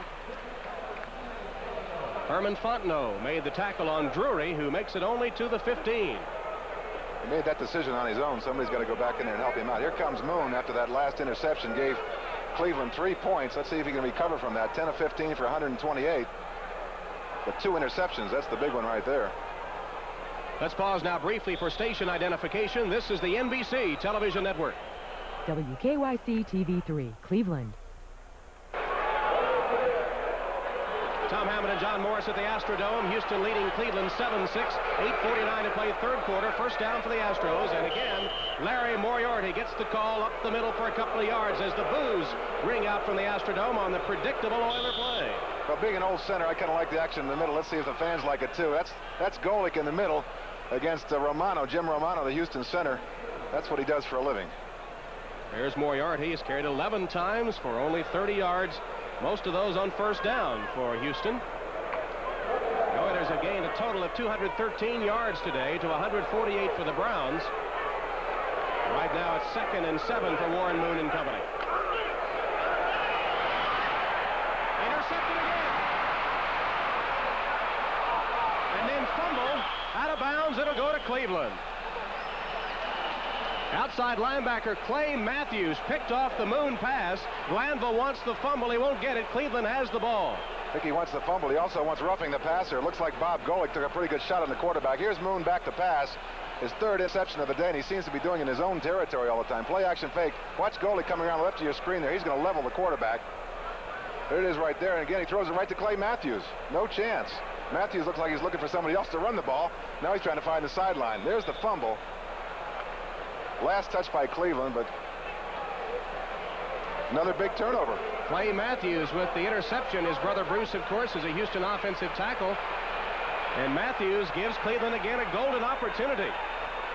The Oiler defense will be frustrated if they keep seeing the offense turn it over to Cleveland. Here's Biner. Stacked up and stopped for a loss on the play. Doug Smith, the nose tackle. Patrick Allen, the quarterback, coming up strong against the run to stop him for a loss of 1. Talked about enthusiasm on defense. Boy, these guys are playing with enthusiasm, and particularly the cornerbacks. That's Patrick Allen, a little cornerback, 5'10". Several times he's been across the line of scrimmage to make a play. How much longer can Houston That's right. continue to defense Cleveland in these deep in your own territory situations? 2nd and 12. They give him a loss of 2 on the play.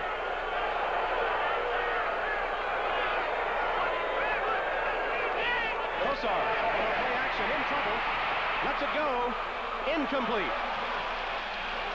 Now let's go to NFL 86 for an update. Here's Bob Costas. All right, Tom, this is third quarter action at the Meadowlands. Giants leading the Chargers 10-7. Dan Fouts goes up top, and Mark Collins steps in front of Trumaine Johnson for the interception. The Giants' Collins was burned Monday night in Dallas, but he gets the job done here.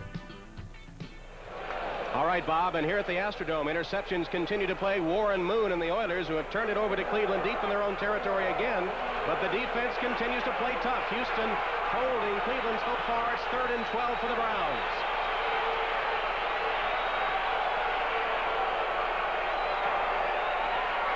Kosar lets it go against the blitz, incomplete. Slaughter, it hits the turf, and once again, the Houston Oilers have held Cleveland out of the end zone. Here's our 10-minute ticker.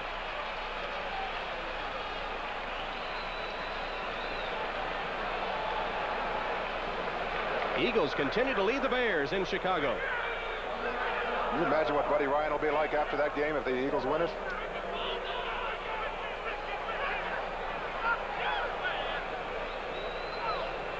Matt Barr in again on 4th down to attempt a field goal for the Browns. Bernie Kosar has hit on 8 of 18 under the Houston pressure today for 99 yards. This one will be a 45-yard attempt to give Cleveland the lead.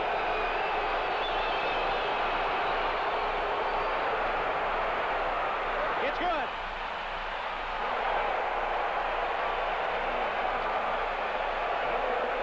Matt Barr from 45 yards puts Cleveland on top for the first time today. 7 minutes, 11 seconds left in the third quarter. Cleveland takes the lead. We track the opposing coaches in today's game. Schottenheimer of the Browns on the left, Glanville of the Oilers on the right. Glanville has to be proud of his defense, but Schottenheimer's field goal kicker, Matt Barr, who is set to kick it off, has given the Browns a 9-7 lead.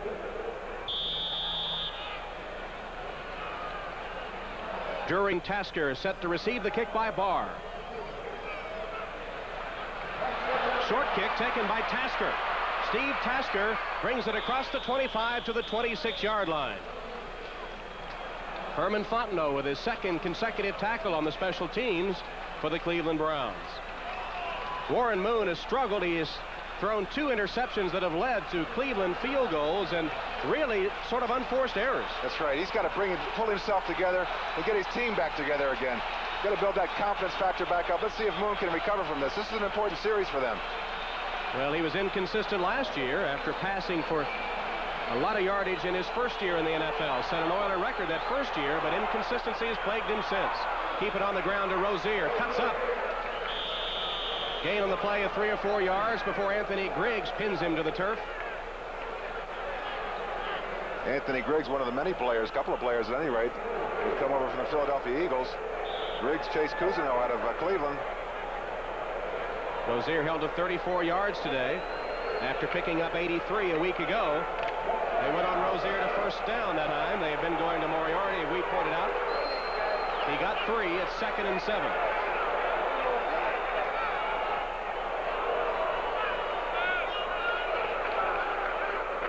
Pitch again to Rozier across the 30 to the 32.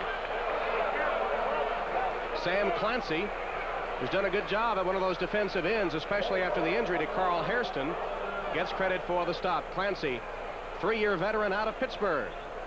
Clancy, of course, interesting story, the leading rebounder in Pittsburgh basketball history. Played basketball, but not football as a college player. Isn't that an amazing story? He was drafted in the 3rd round by the Phoenix Suns. Came out, didn't make it, obviously. Tried to play some football. They say he's getting better.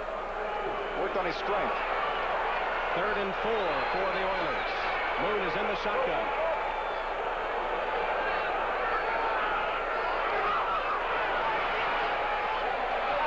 It's incomplete. Dropped by Willie Drury. Drury had the reception. It appeared for the first down. It just bounced off his hands. Well, that's a big mistake. Another mistake, too, because they had the first down. They'd gone back, Houston had gone back to doing what they had done well. Moon looks a little disappointed as he goes out to the side. You can see him running the out. Good pass to the outside. Took his eye off it. See that? Looked upfield right before the ball got there. Big mistake. Had a step on Mark Harper, but just couldn't catch the football. So Lee Johnson is in to punt. Last time he attempted a punt, it went 18 yards. Let's see what happens here. McNeil is deep for the Cleveland Browns. There's the barefoot punter Johnson, averaging 34 on 3 kicks today. This one is a lot better. McNeil at the 27. Can't evade that first man, and he's taken down back at about the Cleveland 25-yard line. Jeff Donaldson, the superb special teams player, making the stop. And again, our 10-minute tick of the Bears have come from 3 down to take a 7-3 lead over the Eagles in the 3rd quarter.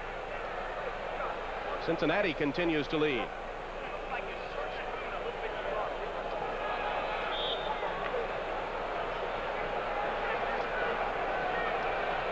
That was a 42-yard punt by Johnson that time. It sets Cleveland back to the 25, where the Browns have it 1st and 10. Curtis Dickey in at the tailback with Biner the fullback. Dickey trying to get a block. They string it out. Take it out of bounds at about the 26-yard line. Maybe a gain of 1. Robert Abraham, the linebacker, the Houston defense stringing it out until the pursuit can catch up. They're stringing it out, but he seems to be still suffering from that hamstring, Tom. He's just not getting to that corner fast enough. Pursuit's fast, but they're not that fast. You noted earlier that he appeared tentative. I think that still applies. I think it is. That's only the 2nd play he's been in since the first time we mentioned it, and I think he's still in there now. Give him 2 yards, 2nd and 8 for Cleveland. 5 minutes, 18 seconds in the 3rd quarter. Browns lead 9-7.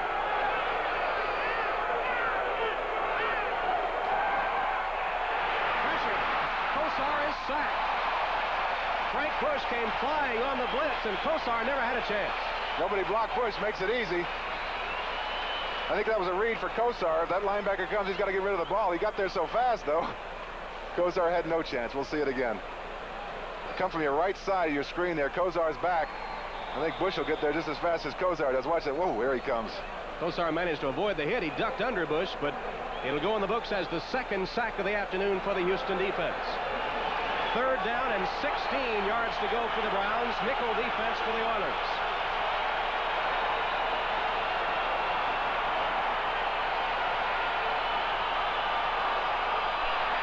Flags down. Childress trying to mix it up in there with Farron. Looked like the center forgot to count. Everybody else backed out there except the quarterback and the center. Let's see. How many centers have you known do that? Center can never be offsides. Everybody else can be. Look at all that one on the quarterback, but a mix-up in the count. How many times as a center did you forget the snap count? Oh, I played so many years, Tom, I can't remember how many times I forgot. It's embarrassing when it happens, too, because it really draws the crowd. See, they called it on the quarterback.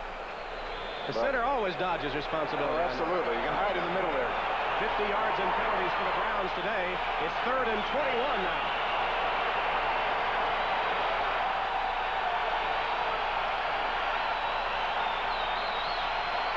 Kosar. That'll be way over the intended receiver's head. Weathers was streaking downfield. Keith Bostic was there. He was the closest man to the football as Kosar just let it fly. And the Browns will have to punt from deep in their own territory. Kosar looked unsure of himself, almost like he didn't have the snap count on this one. We don't see it, but he gets back in there. He really doesn't look sure of himself at all. It almost looks like he's just throwing it down as far as he can. Gossett will punt from his own end zone. Averaged 43 so far today. Drury draws a beat on it at about the 40. Fumble.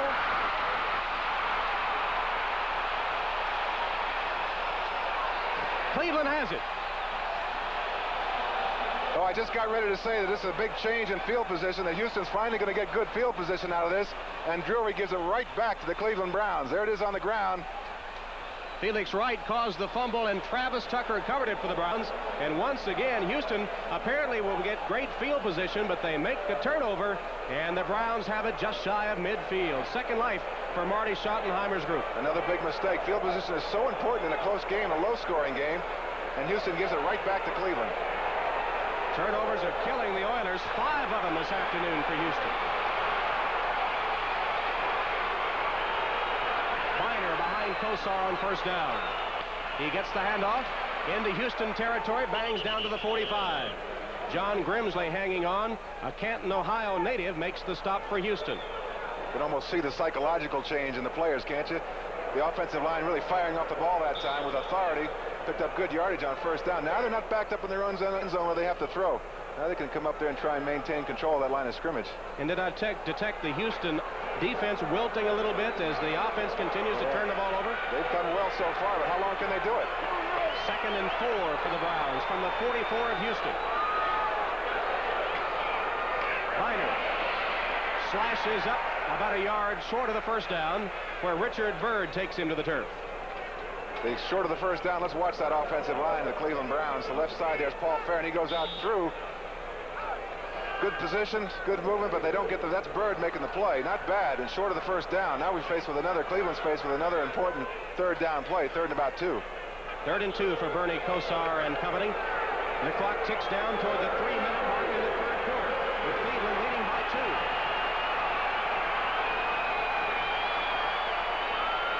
And Kosar didn't like what he saw on the Houston defense and calls a timeout. So Kosar has to, in effect, waste a timeout. The Browns will have 2 left. Do you have any idea what he might have seen that threw him off? I was just wondering about that. I looked at the 30-second clock. It was down to 6. That may have been it. The other possibility, Tom, might have been the crowd was so loud, and he wanted to check off. He was afraid maybe the outside receivers couldn't hear him. But it was a smart play. Anytime you're in doubt, take the timeout. This is a big play. It is an important play for the Browns, who have kicked 3 field goals, but have had several opportunities to score touchdowns and have not been able to convert. Man with the glasses on the left is Marty Schottenheimer. The one you can barely see over Kosar's shoulder is Lindy Infante. He's the new offensive coordinator that's been brought in to put a passing game together for the Cleveland Browns. He's still got it under wraps today, I think. But And Bernie Kosar, who joined Cleveland with 2 years of college eligibility remaining, at 21 was the youngest quarterback in Cleveland history. Well, tonight on NBC, it's the season premiere of Our House. Meet another great American family on the new series Our House, starring Wilford Brimley and Days of Our Lives' Deidre Hall. Then following the presidential address, it's a movie for the whole family, Dumbo. There'll be other cartoons in addition to Dumbo, followed by TV's bloopers and practical jokes, the jokes on Johnny Carson and Julian Lennon tonight. It's all coming up this evening on NBC. Listen to the crowd. They'll have a factor in this play. They may have caused some of the problems back in the end zone in that last series between the quarterback and the center. And so we'll check the near sellout crowd here in the Astrodome as Kosar brings the Browns up to the line for a 3rd and 2 situation from the Houston 42.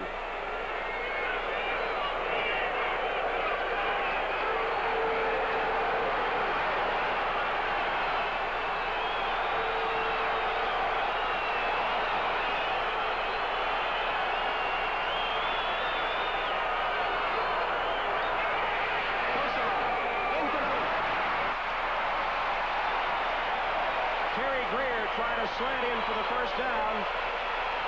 They misconnect, and it'll be 4th down. Good pass. He just dropped it. Critical drop by Terry Greer. You'll see it as Kosar looks over there. The short out. Quick inside slant. Hit him right in the hands, and he dropped it. Here's Jeff Gossett in for the Browns to punt on 4th down. Inside 3 minutes to play in the 3rd quarter with the Browns leading the Oilers 9-7. Drury stands at his 10 as Gossett kicks. And it'll sail out of bounds.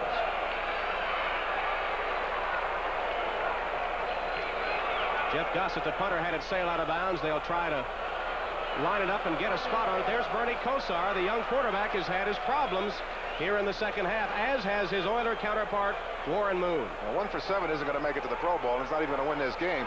I saw a couple times he looked like he was a little upset with some of his wideouts. That's Clarence Weathers he's talking to there. He's not upset with Clarence because he hasn't been in there too much. But I'm sure he's upset with Terry Greer on that last play. Slanton was over the middle, open for the first down, and was dropped. 2 young quarterbacks with a lot of promise, and neither one having a particularly good afternoon in the Astrodome. First down for the Oilers from their 20. Moriarty. Off right tackle for 3. Clay Matthews, credit for the tackle. He had a lot of help. Looks like Houston's going to go back to doing what they do well and try and grind it out. That's Gary Huff signaling the play in. Former quarterback for the Chicago Bears. 3-yard gain at 2nd and 7 for the Houston Oilers. The ball spotted at their 23. They trail the Browns 9-7. 2 minutes to play in the 3rd quarter. Rozier tries to get to the outside. Cuts up.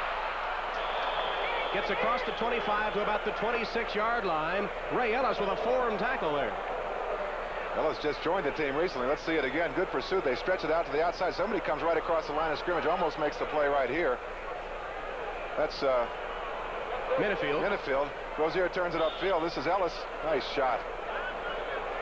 That's how they draw it up. That'll make the highlight film. It'll be 3rd and 3 for Warren Moon and the Oilers.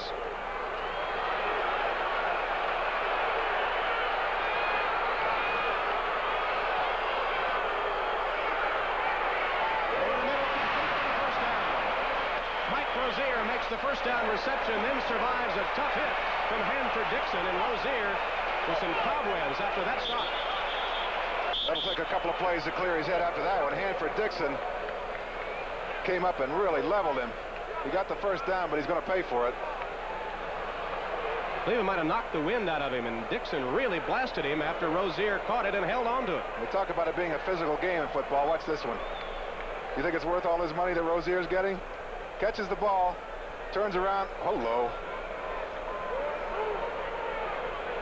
Cleveland secondary, known for their physical play. Rozier is still down. I know that hurts. Looks like he might have got it right in the ribs.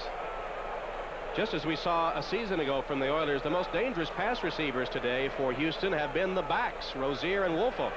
Well, Jerry Glanville doesn't want to do that. He wants to throw the ball downfield. They've tried it today, and they've thrown it downfield. The only problem is Moon's been throwing it to the Cleveland Browns, so they've gone back to throwing it to the backs here. While they tend to Rozier, we'll check our 10-minute ticker. Things are righting themselves in Chicago. Good one in New York.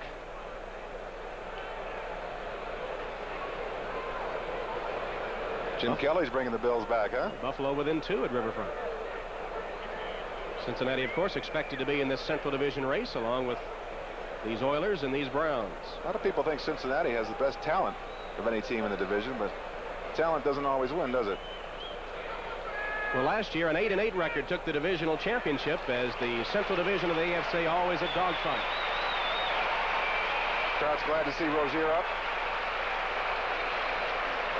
During the injury, Warren Moon was over on the sideline. Rozier trots off. Gets a hand from the crowd and from Warren Moon as well.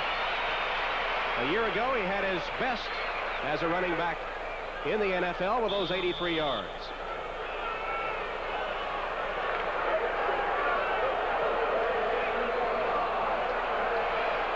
From the 31, a Houston first down. Flags fly. Illegal procedure against the Oilers. Munchak moved, Woolfolk moved, and Sam Clancy came across for Cleveland to make contact. It'll be 5 yards, stepped off against Houston. Ball start, number 63, offense. That's Mike Munchak.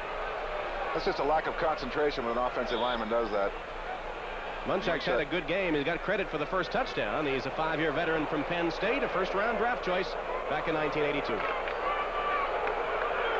So another mistake by the Houston offense. It's 1st and 15 with less than a minute to play in the third quarter.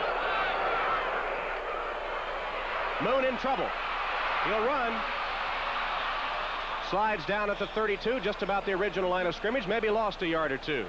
Eddie Johnson there to make sure Brown was down, or make sure Moon was down. That's good containment on Moon that time. I think it was Reggie Camp that flushed him out of the pocket as Jerry Glanville looks over. He said, I don't want my quarterback running the ball. Protect him, please. Look at him looking around saying, what's going on out there? But the Cleveland Browns contained Moon once he got out of the pocket. Didn't let him to the outside.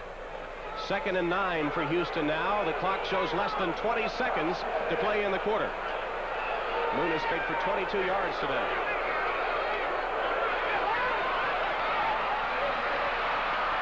Pass is complete to Woolfolk, who is taken out of bounds at the 35-yard line. Hanford Dixon covers him. He stays in bounds, actually, and the clock will expire for the end of the third quarter.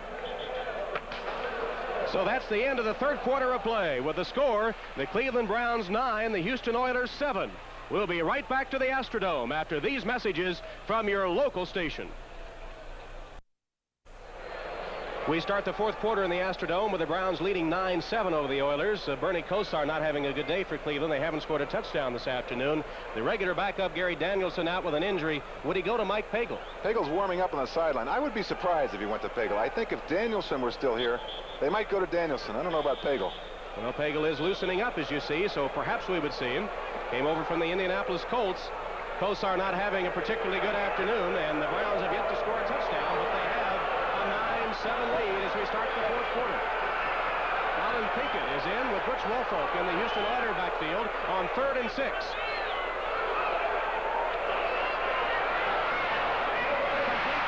For the first down at the 45-yard line. There's Butch Woolfolk once again making a crucial reception.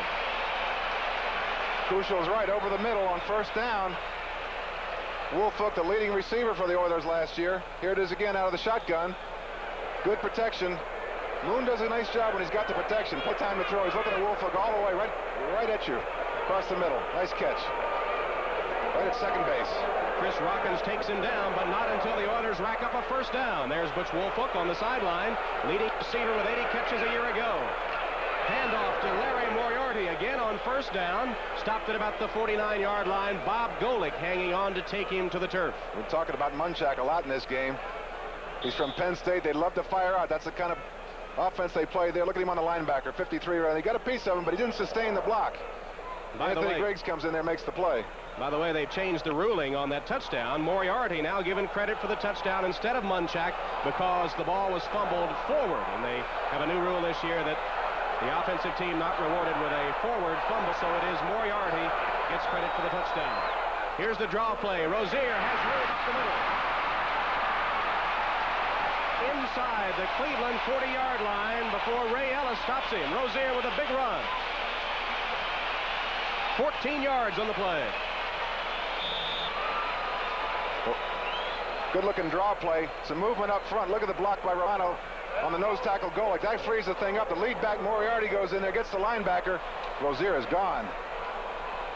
Jim Romano, 6'3", 264 pounds, 5-year veteran from Penn State, the offensive center.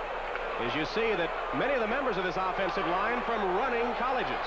All of them are. They're doing the job right now. First down at the 37. Moriarty on first down. Inside the 35 to about the 34, Bob Golick and Sam Clancy making the stop. I think the change right now, Tom, is that Houston's picking up good yardage on first down. Gives them a lot of opportunities now on second and third down. Once again, they go back to Moriarty on first, though. He got 4 yards that time. 2nd and 6 for the Oilers. The ball spotted at the Cleveland 33-yard line.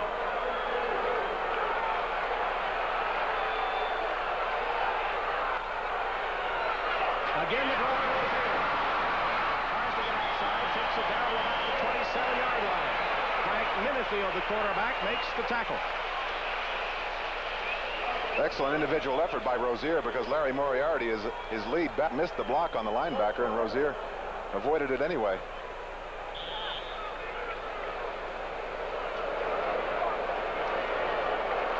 The Eagles have tied it up in Chicago.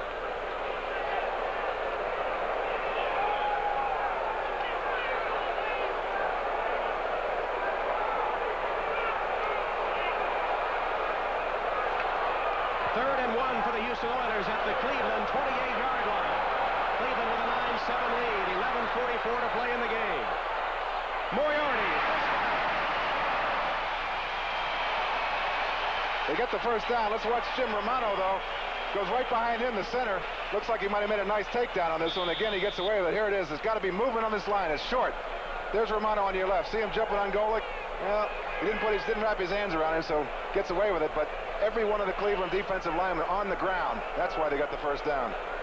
Golick sort of went under Romano. Romano just dived on top. Romano did a nice job to avoid the holding, I thought. First down for the Oilers, 25-yard line of Cleveland. Here's movement offsides against the Oilers. There's another crucial mistake. It'll set them back to 1st and 15. Larry Moriarty was in their play, and he is the man that's been getting it on first down. And several of the players took... 74 is Bruce Matthews. I think that's who they called it on. But again, after making a big play, Houston turns around and makes a big mistake. Jerry Glanville's got to be upset about this. Well, he's going to complain to the official that maybe, I don't know what he's going to complain about. You got to put a little mention in there anyway. Let them know that you're on the sidelines. Quite a contrast in Glanville to Hugh Campbell, who took everything very stoically on the Houston sideline when he was the head coach. 1st and 15 from the 30. Moon across the middle. Ernest Givens, the rookie from Louisville, makes the reception and stopped by another former University of Louisville player, Frank Minifield. Excellent catch by Givens. And he's hurt a little bit on that one. Managed to hang on to it despite a tremendous hit downfield. Moon got hit too. Let's see if we can see Moon as he releases the ball. It's a sign of a good quarterback. Hangs right in there, knows he's going to get hit. See, you saw it right there. Givens goes up for it. Minifield right underneath. Ooh, that's dangerous. Givens held on. Nice catch. Tim Smith is into the game as Givens comes out, shaken up a little bit on the last play and being attended to on the sideline. 2nd and 4. Rozier stacked up at the line of scrimmage. Reggie camped at the bottom of the stack with Bob Golick on that front defensive line for the Browns. It's like the Oilers are just trying to hang on to get 3. Givens still receiving attention on the Oilers sideline. Let's hope that's not serious, because I think Givens got the potential to be one of the top receivers in the league. That's an exciting young rookie. 2nd-round draft choice. Actually, in effect, he's their 1st-round pick since Everett, the quarterback, hasn't signed yet. 3rd and 3 for the Oilers from the Cleveland 18. They trail by 2. Moon under pressure. Intended for Butch Woolfolk out of the backfield. Clay Matthews defending Woolfolk as Moon received pressure, and the pass incomplete. Another bad pass by Moon. Here's Butch Woolfolk lined up in the slot. He's going to have Clay Matthews on. There's Matthews holding him a little bit, but he's got position. If he keeps it to the sideline, you see the ball thrown behind him. Matthews didn't know where the ball was. If they had kept that out to the sideline, he might have had it. Zendejas is in to attempt the field goal with Lee Johnson, the holder. It'll be a 35-yard attempt. This could give Houston the lead.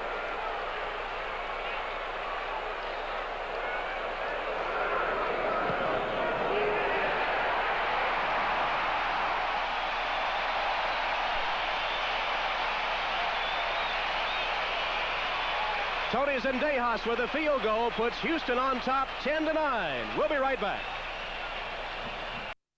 Houston Oilers with a Tony Zendejas field goal have taken a 10-9 lead with 9 minutes 16 seconds left to play in the game from the Astrodome. McNeil is deep for Cleveland as Johnson is set to kick it off.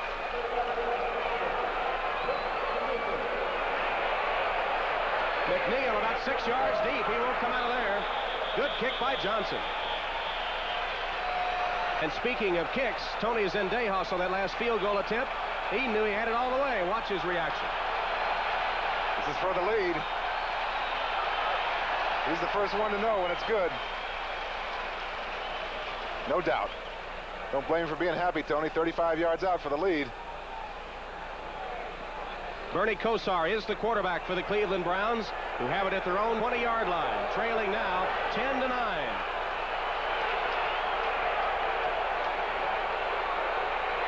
Biner and Fontenot in the backfield. Langhorne in motion. Biner. Nice cut by Biner. Gets it about the 27-yard line. 7-yard gain on the play. Dan Fike, the right guard, with a good block to spring him. And the safety, Bo Eason, has to take him down.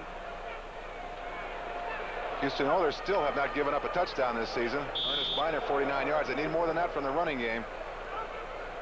Cleveland once again playing without Kevin Mack with a bruised shoulder. Mack, who gained 1,100 yards last season. Broke Jim Brown's rookie rushing mark with the Cleveland Browns. Over 46,000 at the Astrodome today. They see their Oilers on top by a point with 8.5 minutes to play.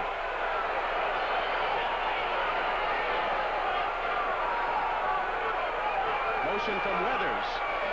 Biner lined up in the tailback spot that time. Flags down as he carries straight ahead. Well, you know what that means. It's going to cost you Cleveland. Holding call against the Browns.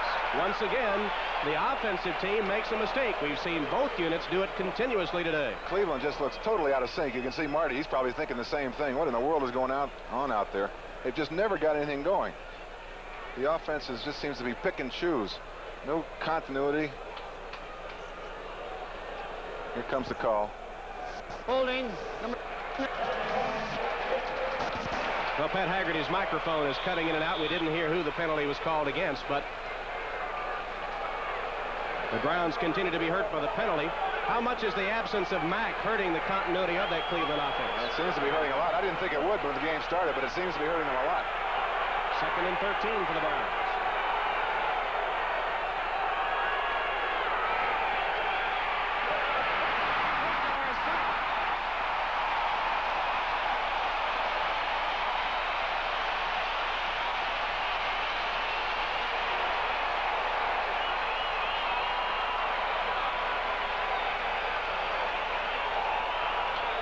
Robert Lyles with a sack, the 3rd time the Oilers have sacked Kosar today. Robert Lyles from the left side, the outside linebacker. And Kosar just doesn't seem to know where they're coming from next. They've been all over. Here he comes. You can see him out there. Biner misses him. Not a very good job by Biner at all. His quarterback pays the price. Kevin Mack frustrated, no doubt, on the Cleveland sideline as he sees the Browns offense continue to have problems. 3rd and 18 for Cleveland. They're 0 for 7 this half on 3rd down conversions. Kosar goes deep. Almost caught. Gerald McNeil had it on his fingertips but couldn't hold it. He was behind Patrick Allen. The pass was there, but he just couldn't hold it. Best pass that Kosar's thrown all day long. Good coverage, but McNeil's got a step on Allen. Here comes the ball right over the outside. Can't be thrown any better than this. Right on his hands, and he can't hang on to it. Big play. It'll be 4th down, and Gossett is in to kick for Cleveland. Drury deep for the Oilers. Drury takes it and goes out of bounds at about his own 48-yard line. The Houston Oilers defense holds once again. And with 7 minutes, 11 seconds to play in the game, the Houston offense has the ball at its own 49-yard line. We'll be right back. There's Kosar's numbers, 99 yards. That's just not good enough, and the score reflects that. Kosar really has looked confused today. He just doesn't seem to have any idea of what Houston's doing to him. That blitz has been effective. And, of course, for a young quarterback, this will be a tough team to play against with all those blitzes. Warren Moon calls for quiet. 7:11 to go. First down for the Oilers from their own 49. Moriarty gets across midfield into Cleveland territory. So with the Oilers leading by 1, let's go to Bob Costas at NFL 86. Tom, watch this play in the fourth quarter at RFK in Washington. Jay Schrader goes deep. Clint Didier's got it. And before Mike Haynes hauls him down from behind, he's gained 59 yards. First and goal, Redskins. George Rogers scores a moment later. Skins 10, Raiders 6, 6 minutes left in the fourth. And we have a close one here in Houston with the Oilers leading by 1, 10 to 9. Clock on the move at 6.5 minutes, 2nd and 8 for Houston. Rozier to the 45.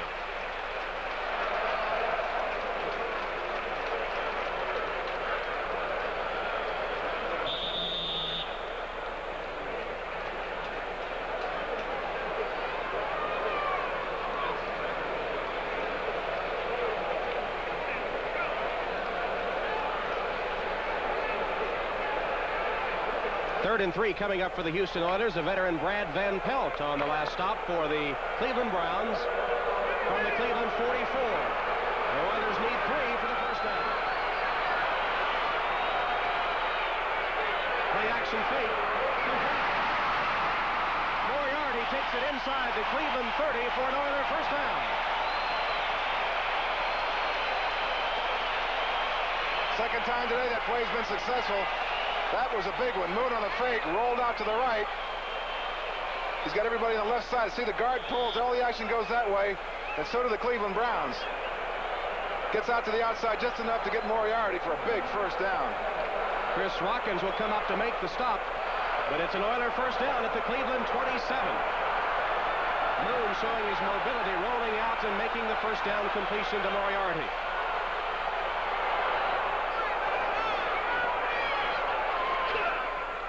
Rozier hit and dropped back at about the 29-yard line. Eddie Johnson right in Rozier's face as the former Heisman winner took the handoff. What a play by Eddie Johnson. Larry Moriarty, pretty good running back, but he's got to block once in a while, too. Johnson won that battle in the middle. He's kind of underrated, this Johnson, of all those linebackers. Not very big, but Marty Schottenheimer said before the game he thinks that this guy's come a long way. One of his better linebackers right now. And that time got right through the block of Dean Steinkühler, the first-round draft choice out of Nebraska, 3-year veteran. Second down, 9 yards to go. The ball at the 26 of Cleveland. Pitch to Rozier. Trying to get outside, nothing there. Stopped at the 25-yard line. Chuck Banks, who is in, tried to get a block on the corner. Rozier stacked up by Hanford Dixon right at the sideline. Well, we said before the game started that Houston, to win the game, would have to do a couple of things. Pressure Kosar. They've done that. Certainly have done that. Ask Bernie Kosar. They've been successful at that. What about their play selection? Sometimes yes, sometimes no. Just good enough to have the lead, I think. Right now it's 3rd and 8 coming up for the Houston offense as the clock stops with 4:16 to play in the game. Hill, Drury, and Gibbons, 3 wide receivers in for the Oilers. Gibbons, by the way, just had a cramp a moment ago. He's all right. 3rd and 8 from the shotgun. Gibbons makes the reception at about the 19-yard line. It won't be enough for the first down. Ray Ellis makes the stop. It may be a rookie mistake. He's got to get over across the sticks. Let's watch it again. He takes an outside release, but he's got to know where the first down marker is. Here he comes across the middle. I don't think he knows where it is. He did a good job to hang on to the ball, but he's got to get farther downfield to make that first down. So on 4th and 2, Zendejas will come in to attempt the field goal, which could give the Oilers a 4-point lead. This would put them out of Cleveland field goal range with 3 minutes and 40 seconds to play in the game. 37-yard field goal.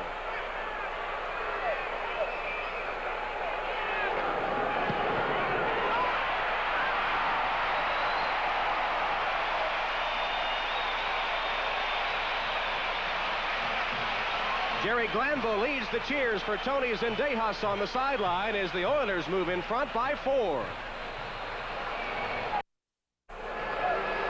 Tom Hammond and John Morris, the Astrodome, 3:26 to play. Houston now leading Cleveland 13-9 after the field goal by Zendejas. Lee Johnson will kick it off for the Houston Oilers.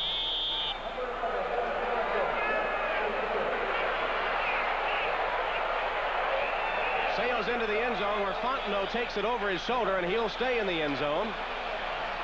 And the Cleveland offense with a chance to try to march 80 yards for a touchdown. They haven't scored a touchdown today. We said, John, that in order for Cleveland to win, they'd have to protect Kosar and run without Mack. And what are the answers to those questions? Well, that's a very emphatic no to both, isn't it, Tom? They haven't protected Kosar. And I think that the loss of Mack has been a lot more significant than many people thought it might have been, including myself. And what about a tip of the cap to the Houston Oilers defense, which has held Cleveland without a first down in the second half? Yeah, big series right here for them. They haven't even given up a touchdown in the season yet.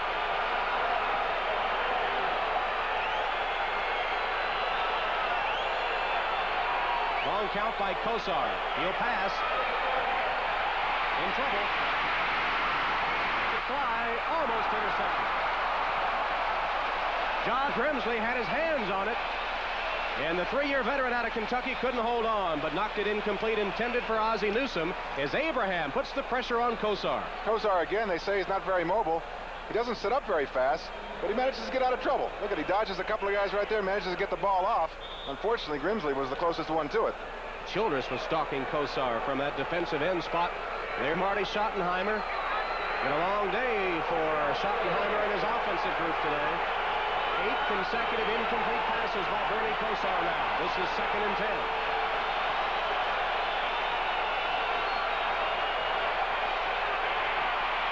Pressure again. He got rid of it. First down, Cleveland. Greer makes the reception across the middle.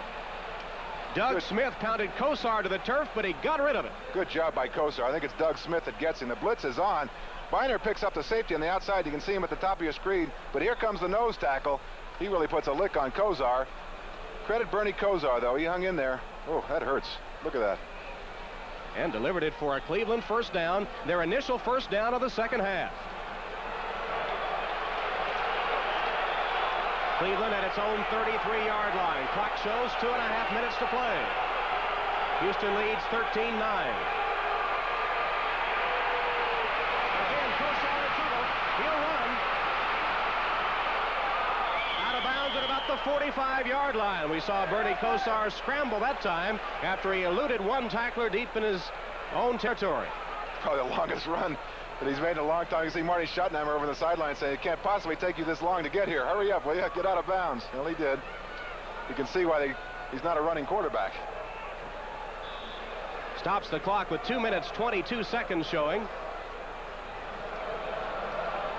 The gain by Kosar, good enough for another first down. That's the first and 10. That's the important thing. Wasn't pretty, but he got the first down. Ball just over the Cleveland 45-yard line. 2 consecutive first downs after being blank in that department earlier in the half. Quick look in, incomplete. Intended for Brian Brennan. Patrick Allen, the quarterback there, would have been a short gain to Brennan, but the ball right through his hands. Caught 5 balls against the Bears.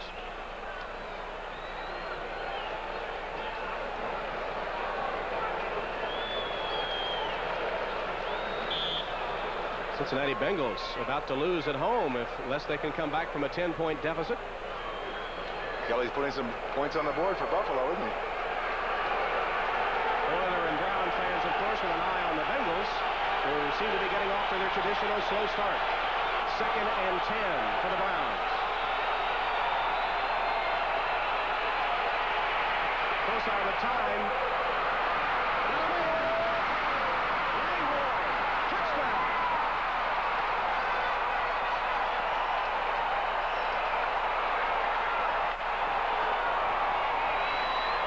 55 yards. Bernie Kosar to Reggie Langhorne for the Browns touchdown. That's why a quarterback like Bernie Kosar is so valuable. He can struggle throughout the game, have nothing but problems, and all it takes is one quick strike, and his team can win the game. Look at the relief on Kosar's face after that one. Langhorne wide open downfield. A happy Cleveland Browns sideline. it takes is one, Bernie. Here's Matt Barr for the extra point.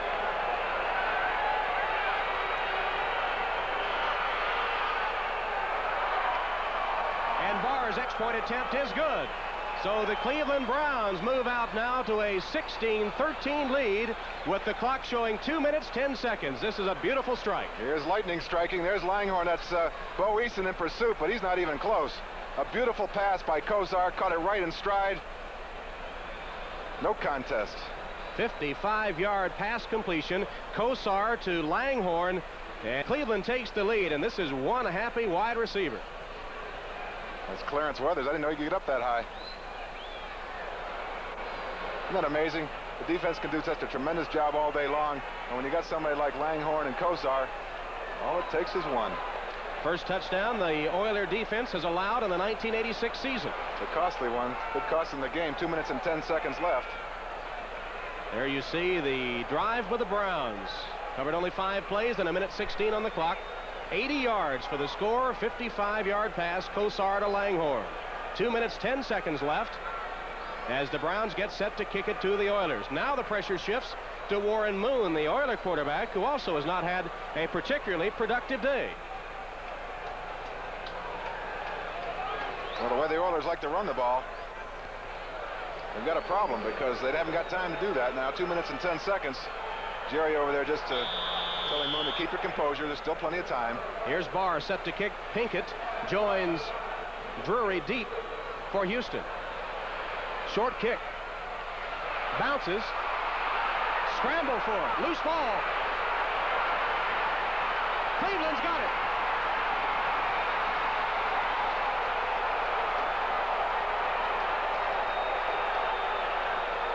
How quickly a game can turn around. Short kick.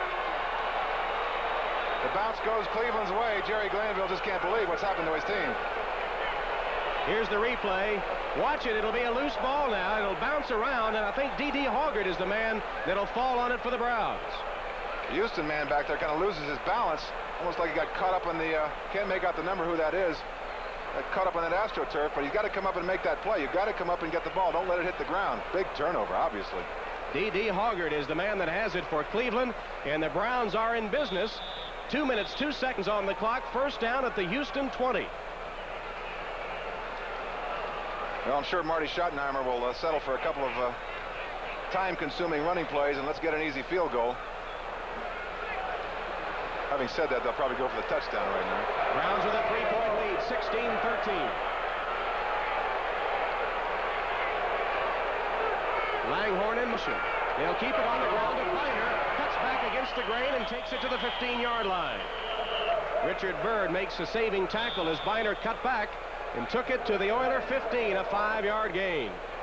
We'll take a timeout for the 2-minute warning. Cleveland leads. With 1:57 to play, Cleveland holds a 16-13 lead on the Houston Oilers, and they have the ball down in Houston territory. They are spotted at the 15-yard line with a 2nd and 5 coming up for Cleveland. And as you said, John, how quickly the game turns around. As long as I've been around this game, Tom, it constantly surprises me. It looked like Houston had this one under control, at least. And Kosar looking confused. The Cleveland Browns just not looking like they knew what they were doing. Houston's defense dominating. Wham, 2 plays. And of course they had Cleveland backed up all the way down to the Brown 20-yard line, but Bernie Kosar led this team 80 yards with that 55-yard strike to Reggie Langhorne, getting the Browns into the end zone and upping his stats on the day to 10 of 25, 167 yards, and that touchdown to Langhorne. Those aren't very impressive stats for a quarterback, but a quarterback gets paid for winning, and he came up with a big play. It looks like he's going to win the game for his team. And of course the Browns bidding for some insurance here.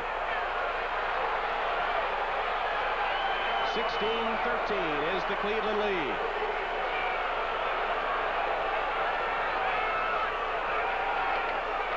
Biner to the outside, dragged down by Steve Brown on a good tackle, and Houston calls a timeout. And we'll take a timeout as well, with Cleveland leading 16-13. It's time now for our Most Valuable Player Award, sponsored by Budweiser. Today's MVP, Reggie Langhorne from Cleveland, who just caught that 55-yard touchdown pass. Budweiser will make a contribution to the United Way on behalf of Reggie Langhorne. 3rd and 5 for the Browns. That's Langhorne in motion. Kosar being chased. Lobs it complete to Biner. Takes it out of bounds at the 2. Once again, Bernie Kosar can't roll out, he can't run. He's not very pretty, but he makes a big play that just about wins this game. Here it is again, he's going to roll out. They say he can't run, puts a good move right there on the safety, fooled him a little bit. Got a man open, thrown on the run. That's Biner down there looking for that goal line, doesn't get it, but more importantly, he got the first down, and now Cleveland doesn't have to settle for a field goal that would only give them a 6-point lead. At the 2-yard line of Houston, Cleveland has a 1st and goal with 1:44 showing on the clock. And the books show a 16-13 lead for Cleveland at the moment. The Browns threatening.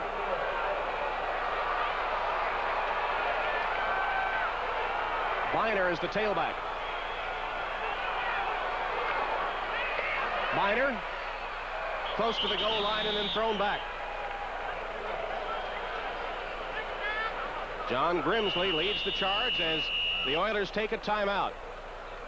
That's their 2nd timeout. They'll have 1 remaining. Stops the clock with 1:33 to go. The Oilers trying to buy a little time for their offensive unit when they get the ball back. Well, they're using up timeouts, and looks like Cleveland's going to score here unless something drastic happens. Jerry Glanville wondering what in the world happened here. The Astrodome roof caved in on him in the last 3 minutes of the game. He's going to hide, I know it. Hide under the bench before something else happens. This will happen with a young team. He's got a young team, and strange things are going to happen to this team before they start winning consistently. And I think it's so important for a young team to maintain that emotional level. You can't have those big peaks and valleys. They had a big peak last week on their opening day win against the Packers. They looked good here, and all of a sudden adversity hit. They got to learn to come back from that. They will.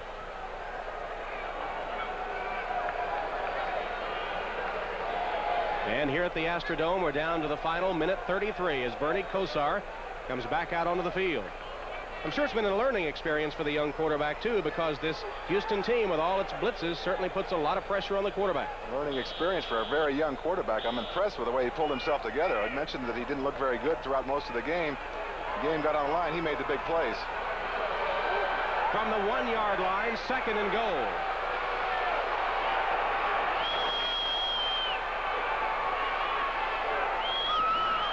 Flags down. Biner crosses the goal line for the touchdown.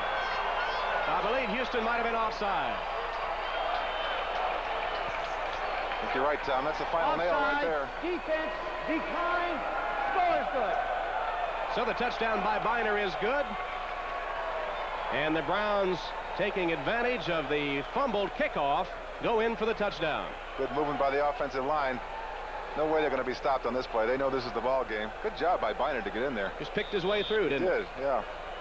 Not a power back, not like Mack, but he picked his way through there and got it. Well, Oiler mistakes led to their demise today, as Matt Barr will try to add the extra point. And the kick is good. So the Cleveland Browns move ahead by 10. It's 23-13 now with 1:30 left. Well, are the Houston Oilers for real? Certainly their defense played well today, with the lone exception of the lapse on the 55-yard touchdown pass. Defense played certainly well enough to win. I think the key was early in the 3rd quarter when Warren Moon started throwing the ball up for grabs and putting all that pressure on the defense. Cleveland hung in there. Finally came up with a win. That's an important win for the Cleveland Browns. To go start the season 0-2 in that closely contested division would have been a real big hole for them to climb out of. Looked like they were going to do it, too, but they came back. And remember, they hadn't had a first down until that final drive that started at their own 20 and culminated in the 55-yard touchdown pass, Kosar to Langhorne. Well, that's where the old cliche that statistics are for losers comes from. Kosar's stats are lousy, but he's going to win. Cleveland on the verge of beating Houston for the 5th straight time, unless the Oilers can pull it out in the final 1:30. Stranger things, by the way, have happened. That last one taking advantage of the miscue on the kickoff, enabling the Browns to go on by 10 after the touchdown by Biner. Kosar all smiles on the Cleveland sideline. Barr's kick.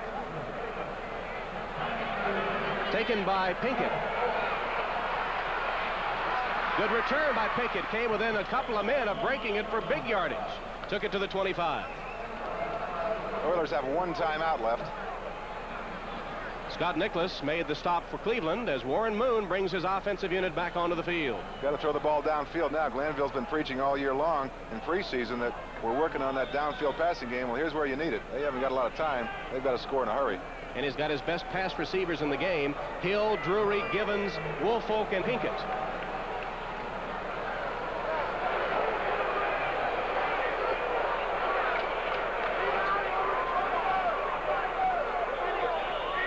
Down. Looked like Moon wasn't expecting the snap, and again a foul up with the center and quarterback. Start 70. Well, the offensive lineman moved a little bit too soon. Dean Steinkühler, I think they called it on. So 5-yard penalty against the Houston Oilers. Little things like that, I've heard them all day long. You know, it may not seem like a big mistake, but here you are, trying to do something to get back into this game. You're all pumped up. You're out there for the first play, and then an offensive lineman jumps off sides, and all the wind goes out of your sails. See the clock on your screen there showing 1:24 as Jerry Glanville paces the sideline. His young team undefeated in preseason, a winner at Green Bay a week ago, but now trailing by 10 in 1:24 to play. 1st and 15 from the 21. Complete the pass. Pinkett goes out of bounds about a yard short of the first down. Brad Van Pelt, 14-year veteran from Michigan State, forces the play at the sideline. I'm surprised that the Raiders let him go, weren't you, Tom? He's still got a few years left. Well, obviously Marty Schottenheimer thought so. Al Davis doesn't make very many mistakes there, though, does he? He hasn't in the past. You'd have to say that the Raiders, one of the most successful franchises, as Frank DeFord mentioned during our halftime feature on NFL 86. 2nd and 1, but more importantly, 1:17 showing on the clock. Moon across the middle. They set up a middle screen to Woolfolk. Angling for the sideline. Beautiful tackle at the 35-yard line. Minifield took his feet out from under him, kept him in bounds to keep the clock running. Now less than a minute to play. 3rd down. Whistles blow. Flags down. We're an awful time with that snap count, aren't they? False start, number 63, offense. Well, at least they're spreading it around. That time it was Munchak. You know, the Oilers ran that middle screen a couple of plays ago, and Woolfolk didn't stay with it. If you're going to run it, you got to stay behind those 4 men in front of you. He went to the sidelines. Obviously, he's trying to stop the clock, but he might have gotten some more yardage had he stayed with that middle screen. Had 4 blockers in front and tried to go by himself toward the sideline, and Minifield with a great tackle. It was. Minifield and Hanford Dixon living up to their reputations on those corners. That's the 7th false start penalty against Houston today. That's incredible.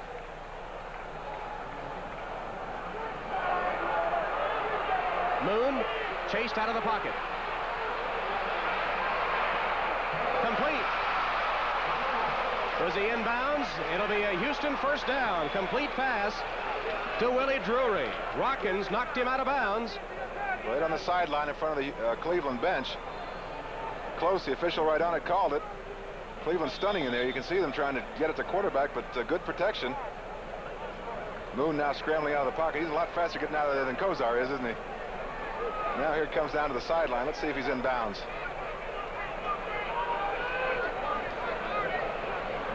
There's one foot, and there's the other foot. Good call. He's in. And of course, the replay official up there taking a look as well. 1st and 10 from the 45 of Cleveland.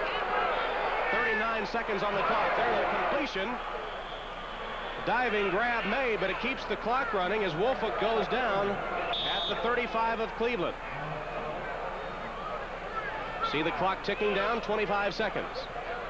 Houston's not exactly hustling up to the line, are they? Moon completes another one across the middle. This one takes it down to the 20-yard line. As Pinkett on the reception. Stopped by Banks and Johnson.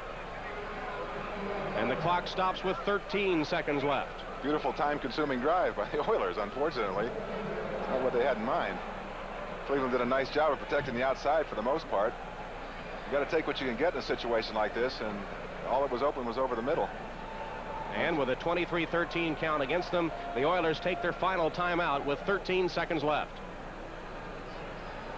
Don't forget to stay with us. We'll have all the scores and highlights from NFL Week 2 coming up on the Budweiser NFL Report at the conclusion of the game. Makes you wonder what they could possibly be talking about in conference. No timeouts left. I said score quick. Score quick and do it again. Bernie Kosar on the Cleveland sideline. No problem telling who's the winning quarterback and who's the losing quarterback in those two pictures, is there? His offensive linemen are happy too. That was Cody Risen giving a little pat on the back. Warren Moon against Green Bay had an excellent game and actually had a touch of food poisoning. Felt ill today, presumably at full strength. But the Houston offense has had problems. Turnovers and penalties have been their undoing today.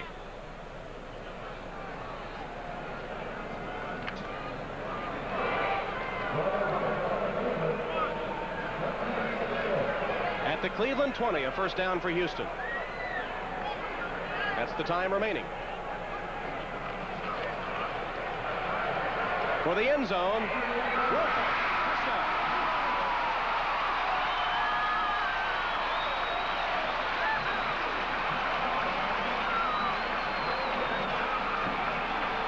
Butch Woolfolk went above Chris Rockins and Frank Minifield to make the touchdown grab. Got to be impressed with the way they hang in there. Nice play by Woolfolk, the leading receiver last year. Looked pretty good today out of the backfield. This time right in the back of the end zone for the touchdown. 6 seconds left to go in the game. Zendejas will attempt to pull Houston within 3 with those 6 ticks of the clock remaining.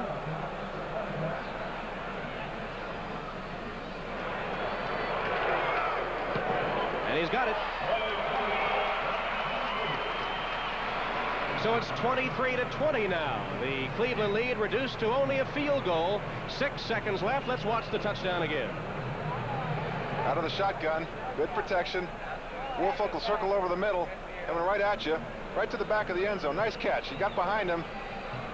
Backpedal. It's hard to hang on to the ball when you're backpedaling and you got 3 people hitting you like that, but he hung on. Got it in for the touchdown. Nice play. Here's a look at the secondary coverage of the Browns on that one as they... A lot of people back there. A lot of people back there. It's amazing he could get behind all those safeties, but he does. Sometimes I think the prevent defense only prevents your own team from winning. There it was that time. Another example. Well, here comes the onside kick. And with only 6 seconds left and no timeouts, they'd be hard-pressed to even get one playoff, perhaps, if they can recover the onside kick. That's the scoring drive for the Oilers, but perhaps too little too late. The muffed kickoff return looms larger and larger. That enabled Cleveland to get the insurance. That was the big one, but there were so many turnovers in the game. Hard to pick one out. I'd have to go with that one, though. Here's the onside kick attempt. Has to go 10 yards. Taken by Cleveland. And that was Langhorne. Langhorne again? He set sail upfield. He didn't care. He was going to try to go all the way. 3 seconds left. Cleveland recovers. And Houston with no timeouts left. So all Cleveland has to do is snap it, and the first win of the '86 season will be in the book for the Browns. Nice play by Langhorne. They put all those guys up front. Supposedly have the good hands. Well, he's proved that he has the good hands. He came up with a 55-yard touchdown pass that won the game. 3 receptions, 115 yards for Reggie Langhorne. Cleveland will beat Houston for the 5th consecutive time, and they will tie the Oilers for the divisional lead. The Oilers will be 1-1. The Browns will be 1-1. Kosar goes down to one knee, and time expires to end the game. The Cleveland Browns come from behind to win it by a 23-20 count. The turning point in the game, or a couple of them, one of them was an 80-yard drive capped off by Kosar hitting Reggie Langhorne on a 55-yard touchdown pass. That 80-yard drive commencing before Cleveland had picked up a first down in the half, but they got it all in a hurry. And then Houston muffed the ensuing kickoff. Cleveland took it back. Biner went in for the insurance touchdown, and it was Cleveland holding on to win it by a 23-20 count. Well, mistakes certainly by both teams playing a big part in the game, John. Mistakes were a big part, but you know what, Tom? Usually when you say that, you say mistakes, and you say, well, it wasn't a very good game. There were a lot of mistakes in this game, but yeah, it was an exciting game. Close all the way, good defense. Kosar right there, the man of the hour, as he will be many times for this Cleveland Brown game. What a career what career he's got in front of him. But not a bad football game considering all the mistakes. The field goal kickers played a big part. They were both excellent. The Cleveland Browns expected to be a contender for the divisional championship, perhaps to repeat as AFC Central Division champs. What about the Houston Oilers? Are they indeed for real? Well, they've got this problem of the constant ups and downs. A very young team, a new coach. They've got the talent, they've got the enthusiasm, but they've got to be able to come back from the downs, and they've suffered a down today. I think next week will be a key for them to see if they can come back from that. I think they're going to constantly have those ups and downs throughout this kind of a rebuilding year, but I think they're on the right track. Let's take a look at the big play of the game. Bernie Kosar, 55 yards to Reggie Langhorne for the Cleveland touchdown. Well, actually, this will be the Biner touchdown. This is the Biner touchdown. This is the one that was the nail in the coffin. This is the insurance touchdown. Houston would come back to score again, but too little too late as the Browns hold on for a 23-20 victory at the Astrodome in Houston today. Well, Houston took the early lead, but Cleveland came back, and Bernie Kosar, not having the best of days, managed to pull it out, and the Browns hold on to win by 3. Now stay tuned for Bob Costas and the Budweiser NFL Report, coming up right after these messages from your local station.